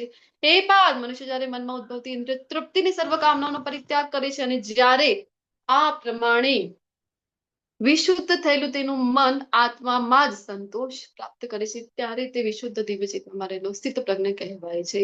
સ્થિત પ્રજ્ઞ એટલે કોઈ ફરક તમને પડતું નથી. તમારી આજુબાજુ પ્રલય જેવી પરિસ્થિતિ આવી જાય ને તો પણ મન તમારું વિચલિત થશે નહીં. કોનું ઉદાહરણ આપેલું છે અહીંયા બોલો તો? વધારે ચર્ચા કરવા કરતા ઉદાહરણ સાથે જ આપણે સમજીશું તો વધારે ચર્ચા નહીં કરવી પડે આ પોઈન્ટ. કોના દર્શન થઈ રહ્યા છે? હરે કૃષ્ણ. પ્રભુપાદજીનું છે એક ઉદાહરણ, બીજું પ્રહલાદ મહારાજનું અને ધ્રુવ મહારાજ છે. હા, આ બંને પ્રહલાદ મહારાજના છે આઈ થિંક. તો શિલા પ્રભુપાદજી. પ્રભુપાદજી. ધન્યવાદ કોમલ માતાજી. હા, પ્રભુજી બોલો, કઈ બોલી રહ્યા હતા તમે? પ્રહલાદજી છે અને પ્રભુપાદજી છે. હા જી, ધન્યવાદ પ્રભુજી. તો શિલા પ્રભુપાદજી આપણે જોતા હોય છે જ્યારે કર્તા સત્વગુણી કર્તાનો વિષય આવે છે 18મા અધ્યાયમાં, ત્યારે આપણે ઉદાહરણ લેતા હોય છે શિલા પ્રભુપાદજીનું સત્વગુણી કરતા પણ એ તો ત્રણેય ગુણથી શુદ્ધ સત્વના કરતા છે. પણ સમજવા માટે આપણે પ્રભુપાદજીનું ઉદાહરણ લઈએ છીએ કે નહીં. 45 વર્ષ સુધી અહીંયા પ્રભુપાદજીએ પ્રયત્ન કર્યો ભક્તિ બધાને સમજાવવાનો, પરંતુ અહીંયા કોઈ ભક્તો બન્યા નહીં. તો એવું નહીં કે ડિપ્રેશનમાં આવી ગયા, ઓહો 45 વર્ષથી કરું છું કોઈ ભક્ત ના બન્યા, તો હવે ડિપ્રેશનની ગોળીઓ, ઊંઘ નથી આવી રહી, ચલો ગોળીઓ ખાઓ, આવી પરિસ્થિતિ થઈ ગઈ. અથવા તો વિદેશમાં ગયા 10 વર્ષમાં તો પ્રભુપાદજી આખા વિશ્વમાંથી 10,000 એવા શિષ્યો બનાવીને લઈ આવ્યા કે જે વિદેશીઓ છે કે અરે ધોતી જોઈએ નહોતી, એ ધોતી કુર્તા પહેરતા થઈ ગયા, માતાજી સાડી પહેરતા થઈ ગયા. અત્યારે વિચાર કરો, આપણને પણ આપણા દેશમાં રહીને સાડી પહેરવા માટે કોઈ કહે કે રોજ સાડી પહેરો, આપણને કીધું અઘરું છે કે નહીં આપણા માટે. તો આ વિદેશીઓ બધા માતાજી પહેરતા થઈ ગયા કે નહીં. આવા જ જયારે 10,000 શિષ્યો બનાવી લીધા 10 વર્ષમાં, 14 વાર આખા વિશ્વની પરિક્રમા કરી લીધી, તો એવું નહીં કે હવે ગર્વ આવી ગયું છે, અભિમાન આવી ગયું. બંને પરિસ્થિતિમાં સફળ કે અસફળ, તો બંને પરિસ્થિતિમાં વિચલિત થતા નથી. એ જ છે સ્થિત પ્રજ્ઞ. પ્રહલાદ મહારાજ, અરે પ્રલય જેવી પરિસ્થિતિ હોય આજુબાજુ, જો ઝેરીલા સર્પો વચ્ચે જે એમને મૂકી દેવામાં આવ્યું હતું, આ ઉદાહરણ જોવા મળી રહ્યું છે નીચેના પિક્ચરમાં. અને ઉપર તો એમના ફૈબા, કોણ હતા એમના ફૈબા? હોલિકાજી એમને લઈને બેસી ગયા છે ખોળામાં. વિચાર કરો, અગ્નિમાં, તો પણ વિચલિત થતા નથી. આવી પરિસ્થિતિ જયારે પ્રાપ્ત થાય છે, આ છે સ્થિત પ્રજ્ઞ. અને જે મનુષ્ય ત્રિવિધ સંતાપોમાં પણ મનમાં વિચલિત થતો નથી અથવા સુખ પામી રાજી થતો નથી. ગમે તેટલી મેં કીધું ને, યુદ્ધ મૃત્યુ જેવી પરિસ્થિતિમાં પણ વિચલિત એમનું મન થાય. નાની નાની આપણે તો બહાર નીકળવું છે ને વરસાદ આવી જાય તો પણ આપણું મન તો વિચલિત થઈ જાય છે. આપણી તો પરિસ્થિતિ એવી છે. અને થોડુંક કોઈ ખુશ આપણે જોતા હોય છે કે લગ્ન કોઈ લોકોના કોઈ ખાસ સંબંધીઓના લગ્ન છે તો લગ્નમાં તો પાગલ જેવો બિહેવ કરી દે, એટલા ખુશ થઈ જાય, એટલા ખુશ. કોઈના મિત્રના લગ્ન છે, કોઈ ક્લોઝ વ્યક્તિના લગ્ન છે તો પોતે જ એવું બિહેવ કરે કે એમને પોતાને જેમ આપણે કહીએ ને કે ભાન ન હોય કે કેવું બિહેવ કરી રહ્યા છે. તો આટલા ખુશ થઈ જાય, આટલા દુઃખી થઈ જાય તો એવું થતું નથી. આસક્તિ ભય તથા ક્રોધથી મુક્ત છે ને સ્થિર મનવાળો મુનિ કહેવાય છે. ને જે મનુષ્ય આસક્તિથી રહિત છે, શુભ પામી હરખાતો નથી, અશુભ પામી શોક કરતો નથી. શુભ અને અશુભ એના માટે કઈ રહેતું નથી, કારણ કે પોતાની પ્રસન્નતા જ નથી તો શુભ અશુભ નો કોઈ વધારે ચિંતા રહેતી નથી. એ મંદિરે જવા નીકળી ગયો છે. હવે આપણે જોતા હોય છે જનરલી કે કાળી બિલ્લી છે રસ્તો કાપીને જતી રહી તો ઓ ઉભા રહો, 2 મિનિટ ઉભા રહો, કોઈ જાય પછી જ હું જઈશ. એનું ખરાબ થાય તો થાય, મારું થવું ના જોઈએ એવું આપણે વિચારતો હોય છે. ભક્તિમાં કોઈ વ્યક્તિ છે તો અરે હું તો મારી પ્રસન્નતા માટે જતો જ નથી, તો ગમે તે થાય એને કોઈ ફરક પડતો નથી એવી પરિસ્થિતિમાં. અને કાચબાનું ઉદાહરણ આપી રહ્યા છે અહીંયા ભગવાન, કારણ કે શ્રેષ્ઠ શિક્ષક છે ને. શ્રેષ્ઠ શિક્ષક શું કરે? ઉદાહરણો સાથે વધારે ને વધારે ઉદાહરણ સાથે સમજાવતો હોય છે. તો કાચબો શું કરે છે કે આજુબાજુ જોઈને એવી ખતરા સંકટ જેવી પરિસ્થિતિ જોવા મળે, ડેન્જર, તો શું કરે છે કે પોતાના બધા હાથ પગ ને મોઢું ને પોતાનું જે કવચ છે એની અંદર સંતાઈ જાય છે આખું. હવે તો ભલે એના ઉપરથી ટ્રક જતો રહે તો પણ એને કોઈ હાનિ થશે નહીં. તો ડેન્જર ઝોન ઓળખીને, સંકટને ઓળખીને પોતાનું રક્ષણ કરવું જાણે છે, પોતાના અંગો વાળીને. તો સેમ વે જે ભક્તિમાં આગળ છે, સ્થિતપ્રજ્ઞ છે, એ જાણે છે કે હવે એવી પરિસ્થિતિ છે, ભૌતિકતાવાદી લોકો છે, એવી પરિસ્થિતિ છે કે જ્યાં મને ખતરો છે. કયો ખતરો છે? ભૌતિકતામાં ફસાવાનો. તો શું કરે છે? પોતાના ઇન્દ્રિયોને ખેંચી લે છે કાચબાની જેમ. એ દેહધારી જીવને ઇન્દ્રિય ભોગ પરત્વે ભલે પ્રતિબંધિત કરવામાં આવે તો શું થાય છે? ઘણા લોકો, ઘણા પંથો, આવા મતને માનનારા લોકો ઇન્દ્રિય તૃપ્તિથી બચવાનો, એને નિરોધ કરવાનો ખૂબ પ્રયત્ન કરે છે કે ના બસ મનને ખેંચી લો ત્યાંથી, બસ દૂર, ઇન્દ્રિય તૃપ્તિ કરવી જ નથી મારે. ઘણી જગ્યાએ જોતા હોય છે કે બધું જ જમવાનું મિક્સ કરીને ખાતા હોય છે ને આવું બધું, કે ઇન્દ્રિય તૃપ્તિ જ નથી કરતી. પણ મન કેવું છે ને આપણું, કે જેટલું તમે એને ખેંચશો ને એટલું વધારે ને વધારે ઇન્દ્રિય તૃપ્તિ કરવા તરફ દોડશે. તમે બધાએ અનુભવ કર્યો છે કે જે બાળકોને જોઈ લઈએ, જે વસ્તુ કરવા માટે ના પાડીએ ને એ પહેલા કરતા હોય છે. શું કામ? કારણ કે મનની આપણી એવી પ્રવૃત્તિ છે. તો આના કરતા શું કરવું જોઈએ? ઇન્દ્રિયને વશમાં કરવું, કંટ્રોલ કરવું અઘરું છે. તો શું કરવું જોઈએ? વાળી દેવી જોઈએ, ડાયવર્ટ. આપણે પોતાની ઇન્દ્રિય તૃપ્તિમાં લગેલી છે ને એને ભગવાનની સેવામાં લગાવી દઈએ. તો શું? વિષયા વિનિવર્તન્તે નિરાહારસ્ દેહિનો. તો શું કરવું જોઈએ? હજી બીજો એક રસ્તો છે કે હાયર ટેસ્ટ જયારે મળે છે તો લોઅર ટેસ્ટ છૂટી જાય છે. તમને તરસ લાગી છે, તમારી પાસે ઓપ્શન છે, 2 ઓપ્શન છે. વિચાર કરો, કોઈ તમને કહે છે કે ના પાણી અત્યારે પીવું જ નથી, દોડીને આવ્યા, થોડીક વાર ઉભા રહો, પાણી નથી પીવું, નથી પીવું, તમારે વધારે ને વધારે પીવાની ઈચ્છા થશે. હવે કોઈ કહે છે કે પાણી છોડી દો પીવાનું, તો ક્યારે છોડી શકશો? એના કરતા હાયર ટેસ્ટ જયારે મળે, વિચાર કરો પાણી પણ છે, ઓપ્શનમાં લીંબુ પાણી છે. તમે આટલા તડકામાંથી આવ્યા, થાકીને આવ્યા, દોડીને આવ્યા, હવે તરસ એટલી લાગી છે પણ 2 ઓપ્શન છે. તમે પાણી પસંદ કરો કે લીંબુ પાણી પસંદ કરો? હરે કૃષ્ણ. પાણી. પાણી લીંબુ. માતાજી, પાણી. ઠીક છે, આપણી પાસે 2 ઓપ્શન છે. જો હજી સમજવા માટે કે તમને કોઈ કહે કે 2 મીઠાઈઓ છે, ચલો એક મીઠાઈ છે સોન પાપડી. દિવાળીનું સીઝન કે સોન પાપડી યાદ આવી રહી છે. કોઈ કહે છે સોન પાપડી ખાવી જ નથી, ન ખવાય, સારી ન કહેવાય, મીઠી હોય છે, શુગર લેવલ વધી જાય. અને એના ઓપ્શનમાં જો તમારી પાસે કોઈ કાજુ કતલી મૂકી દે, ગુલાબજામુન મૂકી દે, તો શું ખાવું પસંદ કરો તમે? કાજુ કતરી. ઠીક છે, તો એવું થાય છે ક્યારે છૂટી સોન પાપડી? જયારે એના કરતા વધારે હાયર ટેસ્ટ મને મળ્યું તો મને કોઈ પ્રયત્ન ના કરવો પડ્યું સોન પાપડીને છોડવા માટે. સેમ વે જયારે હાયર ટેસ્ટ મળે છે ને તો લોઅર ટેસ્ટ છૂટી જાય છે. જયારે મન માધવમાં લાગી જાય છે ને તો માયાથી મન છૂટતું જાય છે. કારણ કે કૃષ્ણ કેવા છે? Higher test. કૃષ્ણ, તમે ઇન્દ્રિયોની વાત કરી કે ઇન્દ્રિયોને વાળી દેવી છે. હવે સુંદર આંખોથી આપણને બધું સુંદર જોવાની ઈચ્છા થાય ને, ઇન્દ્રિય છે તો કૃષ્ણના શૃંગાર દર્શન તમે કરો, શૃંગાર આરતીના દર્શન કરો તો કેવું સુંદર શૃંગાર છે ભગવાનનું. તો એ જયારે જોઈએ ને તો પછી આટલું સૌંદર્ય જયારે જોઈ લીધું તો હવે તમને કોઈ નેટફ્લિક્સ ઉપરની કોઈ મૂવીમાં રસ રહેશે નહીં, કહેવાનું તાત્પર્ય એ છે. હાયર ટેસ્ટ મળે તો લોઅર ટેસ્ટ છૂટી જાય છે. તો કારણ કે ઇન્દ્રિયો કેવી છે, એટલી પ્રબળ અને વેગવાન છે કે જેટલો વશમાં કરવાનો પ્રયત્ન કરીશું એટલી વધારે ફોર્સફુલી તમને લગાડશે પોતાની સેવામાં. તો જે મનુષ્ય સમગ્ર ઇન્દ્રિયોને સંપૂર્ણપણે નિયંત્રણમાં રાખીને ઇન્દ્રિય નિગ્રહ કરે છે અને તેની ચિત્તમાં માનવ સ્થિર કરે છે તે સ્થિત પ્રજ્ઞ કહેવાય છે, સ્થિર બુદ્ધિ વાળું કહેવાય છે. એટલે જ આપણે જોયું ઇન્દ્રિય તૃપ્તિ છે ફસાવી દે છે. મોટા લોકો છે, વિશ્વામિત્ર જેવા છે, અનેક તપસ્યા, વાસ્તવમાં ભક્ત જ છે ભગવાનમાં. પરંતુ આવી બધી લીલાઓ શું કામ કરે કે આપણા જેવા લોકો સમજી શકીએ કે ભગવાનના ક્ષણે નહીં જાઓ તમે, ગમે તેટલા તપસ્વી હો તો પણ મેનકા જેવી કોઈ આવી જાય ને તો વિચલિત થઈ જશો. પતન ફિક્સ છે. તો દુર્વાસા મુનિ છે, પતન ફિક્સ છે. અહીંયા ઉદાહરણમાં જોઈ રહ્યા છે આપણે, જો વિશ્વામિત્ર છે, દુર્વાસા મુનિ છે, કંટ્રોલ ના રહ્યો ક્રોધ ઉપર તો પતન થયું કે નહીં, સુદર્શન ચક્ર એમની પાછળ આવ્યું કે નહીં. તો ક્યારે થશે? અમરીશ મહારાજજીની જેમ જયારે તમે ભગવાનના શરણાગત છો તો પતનથી બચી શકો છો. માત્ર ભગવાનની ભક્તિ જ આપણને બચાવી શકે છે. તો આ બે શ્લોક જે આપણને સમજાવે છે 2.3. કોઈ વ્યક્તિનો પતન કેવી રીતે થાય છે? ધ્યાયતો વિષયાન પુંસો સંગસ્તેષુ ઉપજાયતે સંગાત સંજાયતે કામાત ક્રોધો અભિજાયતે.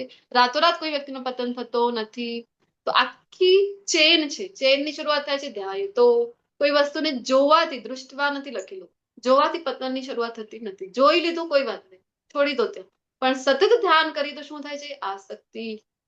આસક્તિ થાય તો શું થાય? કામના પ્રાપ્ત કરવાની. કામના જો પૂર્ણ ન થાય તો શું થાય? ક્રોધ. ને ક્રોધ થાય તો ક્રોધાત ભવતિ સંમોહાત સ્મૃતિ વિભ્રમ, સ્મૃતિ ભ્રંશાત બુદ્ધિનાશાત પ્રણશ્યતિ. અરે ક્રોધ થઈ ગયું તમને, તમારી ઈચ્છા પૂરી નથી તો ક્રોધમાંથી શું થયું? તો મોહ ઉત્પન્ન થાય છે. મોહથી શું થાય છે? તો તમારો ભ્રમ થાય છે તમને. અને ભ્રમથી શું થાય? ભ્રમથી તમે ભૂલી જાઓ છો. સ્મરણ શક્તિનો નાશ કહે છે ને કે વિનાશ કાલે વિપરીત બુદ્ધિ ચાલતી જ નથી. એ સમયે આપણે ભૂલી જવાય છે કે પહેલા પણ આવું કૃત્ય કર્યું હતું. અહીંયા આપણે સ્ત્રીનું ઉદાહરણ આપેલું છે. કોઈ સ્ત્રીમાં ધ્યાન કર્યું સતત તો આસક્તિ થઈ ગઈ, પછી એને ભોગવવાની ઈચ્છા થઈ ગઈ અને જો ના મળી તો ભૂલી જવાય છે. પહેલા પણ એવું થયું હતું, ના મળી એની છેડખાની કરી હતી તો પોલીસ પકડીને લઈ ગઈ હતી. ફરીથી આવા ચક્રમાં તમે પડી ગયા છો તો માર તો પડવાની જ છે. અને બુદ્ધિ નાશો તો પ્રણશ્યતિ. અહીંયા તો તમને માર પડશે, જેલમાં તો જશો જ, પણ આ જીવનની પાછળ શું થશે? તો બુદ્ધિ નાશ થવાથી મનુષ્ય સંસાર કૂપમાં પુનઃ પતન પામી છે. ફરીથી આ તમે અધમ ગતિને પ્રાપ્ત કરશો મૃત્યુની પાછળ. આખી આ ચેઇન છે તો જે તમને ફસાવી દે છે, જે તમારા પતનનું કારણ બને છે. કોઈ ધ્યાન સતત વિષય વસ્તુનો ધ્યાન. અહીંયા કોઈ સ્ત્રીનું ઉદાહરણ છે, કોઈ પણ વસ્તુ લઈ લો, અહીંયા કોઈ કાર છે, કોઈ પણ વસ્તુ છે. તો શું કરીશું આપણે? ઇન્દ્રિય ફસાવાનું કાર્ય કરી રહી છે. ઇન્દ્રિયોને જયારે ભગવાનની સેવામાં લગાવીશું તો ચક્ર તૂટી જશે આપણું. તો મનુષ્ય સમસ્ત રાગ દ્વેષથી મુક્ત થઈને મુક્ત અને મુક્તિના નીતિ નિયમોનું આચરણ દ્વારા પોતાની ઇન્દ્રિયોને સંયમિત કરીને તેમને વશમાં રાખવામાં સમર્થ મનુષ્ય ભગવાનની પૂર્ણ કૃપા પ્રાપ્ત કરી શકે છે. ક્યારે પ્રાપ્ત થાય કૃપા? રાગ અને દ્વેષ આ બંને ક્યારે છે તમારી અંદર? રાગ એટલે અનુરાગ, એટલે કે પ્રીતિ, કોઈ વસ્તુ પ્રત્યેની આસક્તિ, પ્રીતિ છે એ. અને દ્વેષ, ના મળ્યું તો દ્વેષ થાય છે. આ બંને વસ્તુ ત્યાં સુધી છે જ્યાં સુધી સેલ્ફ સેન્ટર્ડ છો, પોતાની ઇન્દ્રિય તૃપ્તિ. એને જયારે ડાયવર્ટ કરી દીધું, ભગવાનને સેન્ટરમાં મૂકી દીધું તો એનાથી મુક્તિ મળી જાય છે. આ પ્રમાણે કૃષ્ણ ભાવનામૃતમાં સંતુષ્ટ થયેલા મનુષ્ય માટે ભૌતિક અસ્તિત્વના ત્રિવિધ તાપ નષ્ટ થઈ જાય છે. ભૌતિક જગતમાં આપણે જે ત્રિવિધ તાપથી હેરાન થઈ રહ્યા છે એ ત્રણેય તાપથી મુક્તિ મળી જાય છે. આવી સંતુષ્ટ અવસ્થામાં તેની બુદ્ધિ તરત જ સારી રીતે સ્થિર થઈ જાય છે. કૃષ્ણ ભાવના પરાયણ થઈને જે મનુષ્ય પરમેશ્વરના સંબંધમાં રહેતો નથી તેની બુદ્ધિ દિવ્ય થતી નથી અને ચિત્ત પણ સંયમિત થતું. આપણને લાગે કે ન થાય તો, જો ભગવાનનું બુદ્ધિ ન લાગે તો નુકસાન કયું છે? તો નુકસાન એ છે કે ક્યારે પણ એની બુદ્ધિ, મન અને બુદ્ધિ, ભગવાન ભગવદ ગીતામાં આપણે 12.8 ભણી ગયા છે કે નહીં? શું કીધું હતું ભગવાને? મયી એવ મન આધત્સ્વ મયી બુદ્ધિ નિવેશય. બુદ્ધિ ક્યાં લગાવવાની છે? ઇન્વેસ્ટમેન્ટ, નિવેશ. ઇન્વેસ્ટમેન્ટ આપણે કરીને બિઝનેસમેન લોકો કરતા હોય છે. તો ઇન્વેસ્ટમેન્ટ ક્યાં કરવાની છે? બુદ્ધિની. ભગવાને કીધું તું મારામાં. મન ક્યાં લગાવવાનું છે? તો કહે છે મારામાં. તો કૃષ્ણમાં નહીં લગાવીએ તો શું થશે? તો ભગવાન કહે છે કે જેના વિના જ્યાં સુધી મન છે એ ભગવાનની શરણે નથી ને ત્યાં સુધી શાંતિની કોઈ શક્યતા રહેતી નથી. શાંતિ નથી તો દુઃખ કેવી રીતે સંભવે?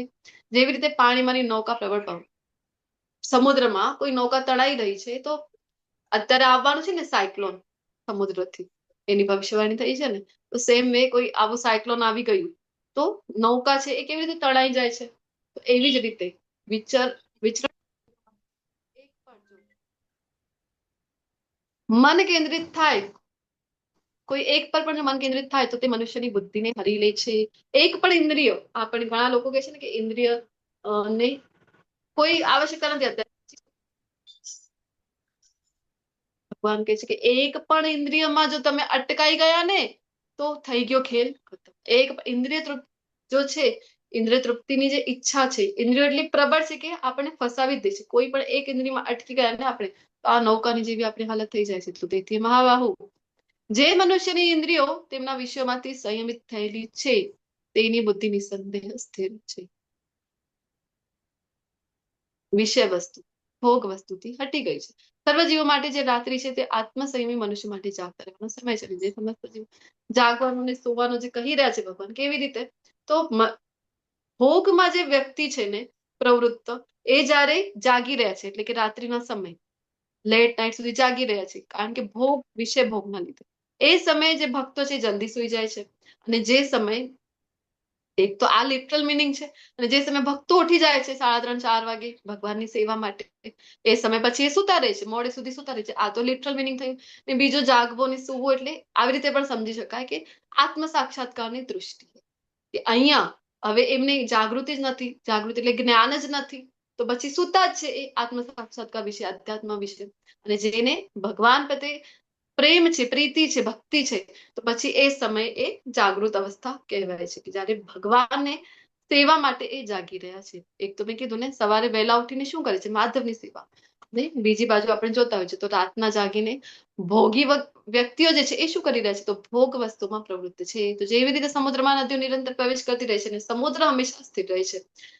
કહેવાય છે ને કે સમુદ્ર ક્યારે પણ પોતાની સીમાને ઓળંગતું નથી. જો ઓળંગી જાય તો બધી જગ્યાએ વિનાશ થઈ જાય. પણ બધી જ નદીઓ આવીને મળે છે તો પણ સમુદ્ર સ્થિર છે. તો તેમ વાસનાઓ ના અવિરત પ્રવાહથી વિચલિત નહીં થનાર મનુષ્ય, આ વાસનાઓ છે બધી ઇન્દ્રિયથી આપણા ઉપર પ્રેશરાઇઝ કરતા જ રહે છે કે ના ઇન્દ્રિય તૃપ્તિ, ઇન્દ્રિય તૃપ્તિ. પણ જો ભક્તિમાં આપણે છીએ તો શું વિચલિત નહીં થાય મન જે છે ને આપણું, જેમ સમુદ્ર સ્થિર છે તેમ. અને મનુષ્ય વિચલિત નહીં થનાર મનુષ્ય શાંતિ પ્રાપ્ત કરી શકે છે. પરંતુ આવી ઈચ્છાઓને સંતોષ કરવા મત તો મનુષ્ય શાંતિ પ્રાપ્ત કરી શકતો નથી, જે ઇન્દ્રિયોના વશમાં. આપણે એટલે તો કહેવાય છે ને, એક હોય છે ગોસ્વામી, એક હોય છે ગોધા. ઇન્દ્રિયો જેના વશમાં છે એને ગોસ્વામી કહેવાય છે, અને જે ઇન્દ્રિયોના વશમાં છે, ઇન્દ્રિયોનો જે ગુલામ છે, તો એ થઈ ગયા ગોદાસ. આપણે બધા આપણી ઇન્દ્રિયોના વશમાં જો રહીશું તો ક્યારેય ભગવાન કીધે શાંતિ પ્રાપ્તિ નહીં થાય. તે મનુષ્ય ઇન્દ્રિય તૃપ્તિની સમસ્ત ઈચ્છાઓનો ત્યાગ કર્યો છે, જે નિષ્પૃહ રહે છે, અને જેણે સ્વામિત્વના ભાવનો સર્વત્ર ત્યાગ કરી દીધો છે તથા મિથ્યા અહંકારથી રહિત થયેલો છે, તે જ વાસ્તવિક શાંતિ પ્રાપ્ત કરી દે છે. આ આધ્યાત્મિક તથા ઈશ્વરમય જીવનનો માર્ગ છે, જેને પામ્યા પછી મનુષ્ય મોહવશ થતો નથી. જો મનુષ્ય મરણ સમય પણ આવી જ અવસ્થામાં રહે તો તે ભગવાનના ધામમાં પ્રવેશ પામી શકે છે. તો કોનું ઉદાહરણ છે અહીંયા? બોલું તો કોના દર્શન થઈ રહ્યા છે આપણને? ભક્તિ વિનોદ ઠાકોર મહારાજ. જી ધન્યવાદ માતાજી. શ્રીલા ભક્તિ વિનોદ ઠાકોરજી મહારાજ. આપણે જોયું હતું કર્મયોગમાં આપણે ભણતા જ હોય છે. ભગવાન કહે છે કે મારા ભક્ત દક્ષ હોય છે. તો કર્મ કરી રહ્યા છે ને, જયારે ભૌતિક કર્મ પણ કેમ ન હોય, દક્ષતાપૂર્વક પરફેક્શન સાથે કર્મ કરતા હોય છે. તો આવા વ્યક્તિઓને ખબર છે કે આધ્યાત્મિક તથા ઈશ્વરમય જીવનનો માર્ગ આ જ છે. કયું? ભગવાનની ભક્તિ કરતા કરતા કર્મ કરવું. તો આપણે જોયું હતું ત્રીજા અધ્યાયમાં લેવલ 1માં ભૌતિક કાર્યમાં તો નિપુણ હતા જ, સાથે સાથે ભક્તિમાં પણ એટલા ઉન્નત છે કે આપણા તો ગુરુ શિષ્ય પરંપરામાં આચાર્ય પદમાં છે. તો શ્રી ભક્તિ વિનોદ ઠાકોરજી મહારાજ આવી રીતે જયારે જીવન નિર્વાહ કર્યું છે, તો કર્મ પણ પરફેક્શન સાથે કર્યું છે, ને સાથે સાથે ભક્તિ પણ કરી છે ભગવાનની. તો મૃત્યુ સમય કોઈ ફૂલ ગેરંટી છે કઈ? તો ભગવાનના ધામને પ્રાપ્ત કરવાની. અને સાથે આજે બીજો અધ્યાય છે પૂર્ણ થાય છે. આપણે જોયું કે અર્જુનજી શંકા, શરણાગતિ અને ભગવાન જે છે બધા જ જે પ્રશ્નો હતા અર્જુનજી એના ઉત્તર આપી રહ્યા છે. પછી આપણે એ જોયું કે કોઈ વ્યક્તિનો પતન કેવી રીતે થાય છે અને સ્થિતપ્રજ્ઞ જો વ્યક્તિ છે તો એને કેવી રીતે સમજવાનું. તો સ્થિતપ્રજ્ઞ અવસ્થામાં રહીને યુદ્ધ કરવા ભગવાને કીધું કે કૃષ્ણ ભાવનામાં સ્થિર થાઓ. સ્થિતપ્રજ્ઞ એટલે ભગવાન કૃષ્ણની ભાવનામાં સ્થિર થવું. આની સાથે જે બીજો અધ્યાય છે, માનું છું મેં કે સમય વધારે લીધું છે કારણ કે આપણે ઘણા શ્લોકો આજે 52 શ્લોકો કવર કર્યા છે. તો બીજો અધ્યાય કારણ કે આજ કમ્પ્લીટ કરવાનું હતું મારે જે સ્કેડ્યુલ છે એ પ્રમાણે. તો ક્ષમા પ્રાર્થી છું કે તમારો વધારે સમય લઈ લીધો, પણ જેમ મેં કીધું મારી પાસે પણ લિમિટેશન હતું સિલેબસને અકોર્ડિંગ ચાલવા માટે. તો તમે બધા વૈષ્ણવ વૃંદો અત્યાર સુધી મારી સાથે બની રહેલા છો. બીજા અધ્યાયની ચર્ચામાં મને અવસર મળ્યું કે તમારા સાથે મળીને અધ્યાય 2 ની ભગવત ચર્ચા, ભગવદ્ ગીતાની ચર્ચા કરી શકાય. તો તમારા બધાનું વૈષ્ણવ પ્રણામ મંત્ર સાથે ખૂબ આભાર વ્યક્ત કરું છું. વાંછા કલ્પતરુર્ભ્યશ્ચ કૃપા સિંધુભ્યૈવ ચ પતિતાનાં પાવનેભ્યો વૈષ્ણવેભ્યો નમો નમઃ. હરે કૃષ્ણ કૃષ્ણ કૃષ્ણ હરે હરે હરે રામ હરે રામ રામ હરે રામ રામ રામ રામ હરે હરે. હરે હરે કૃષ્ણ.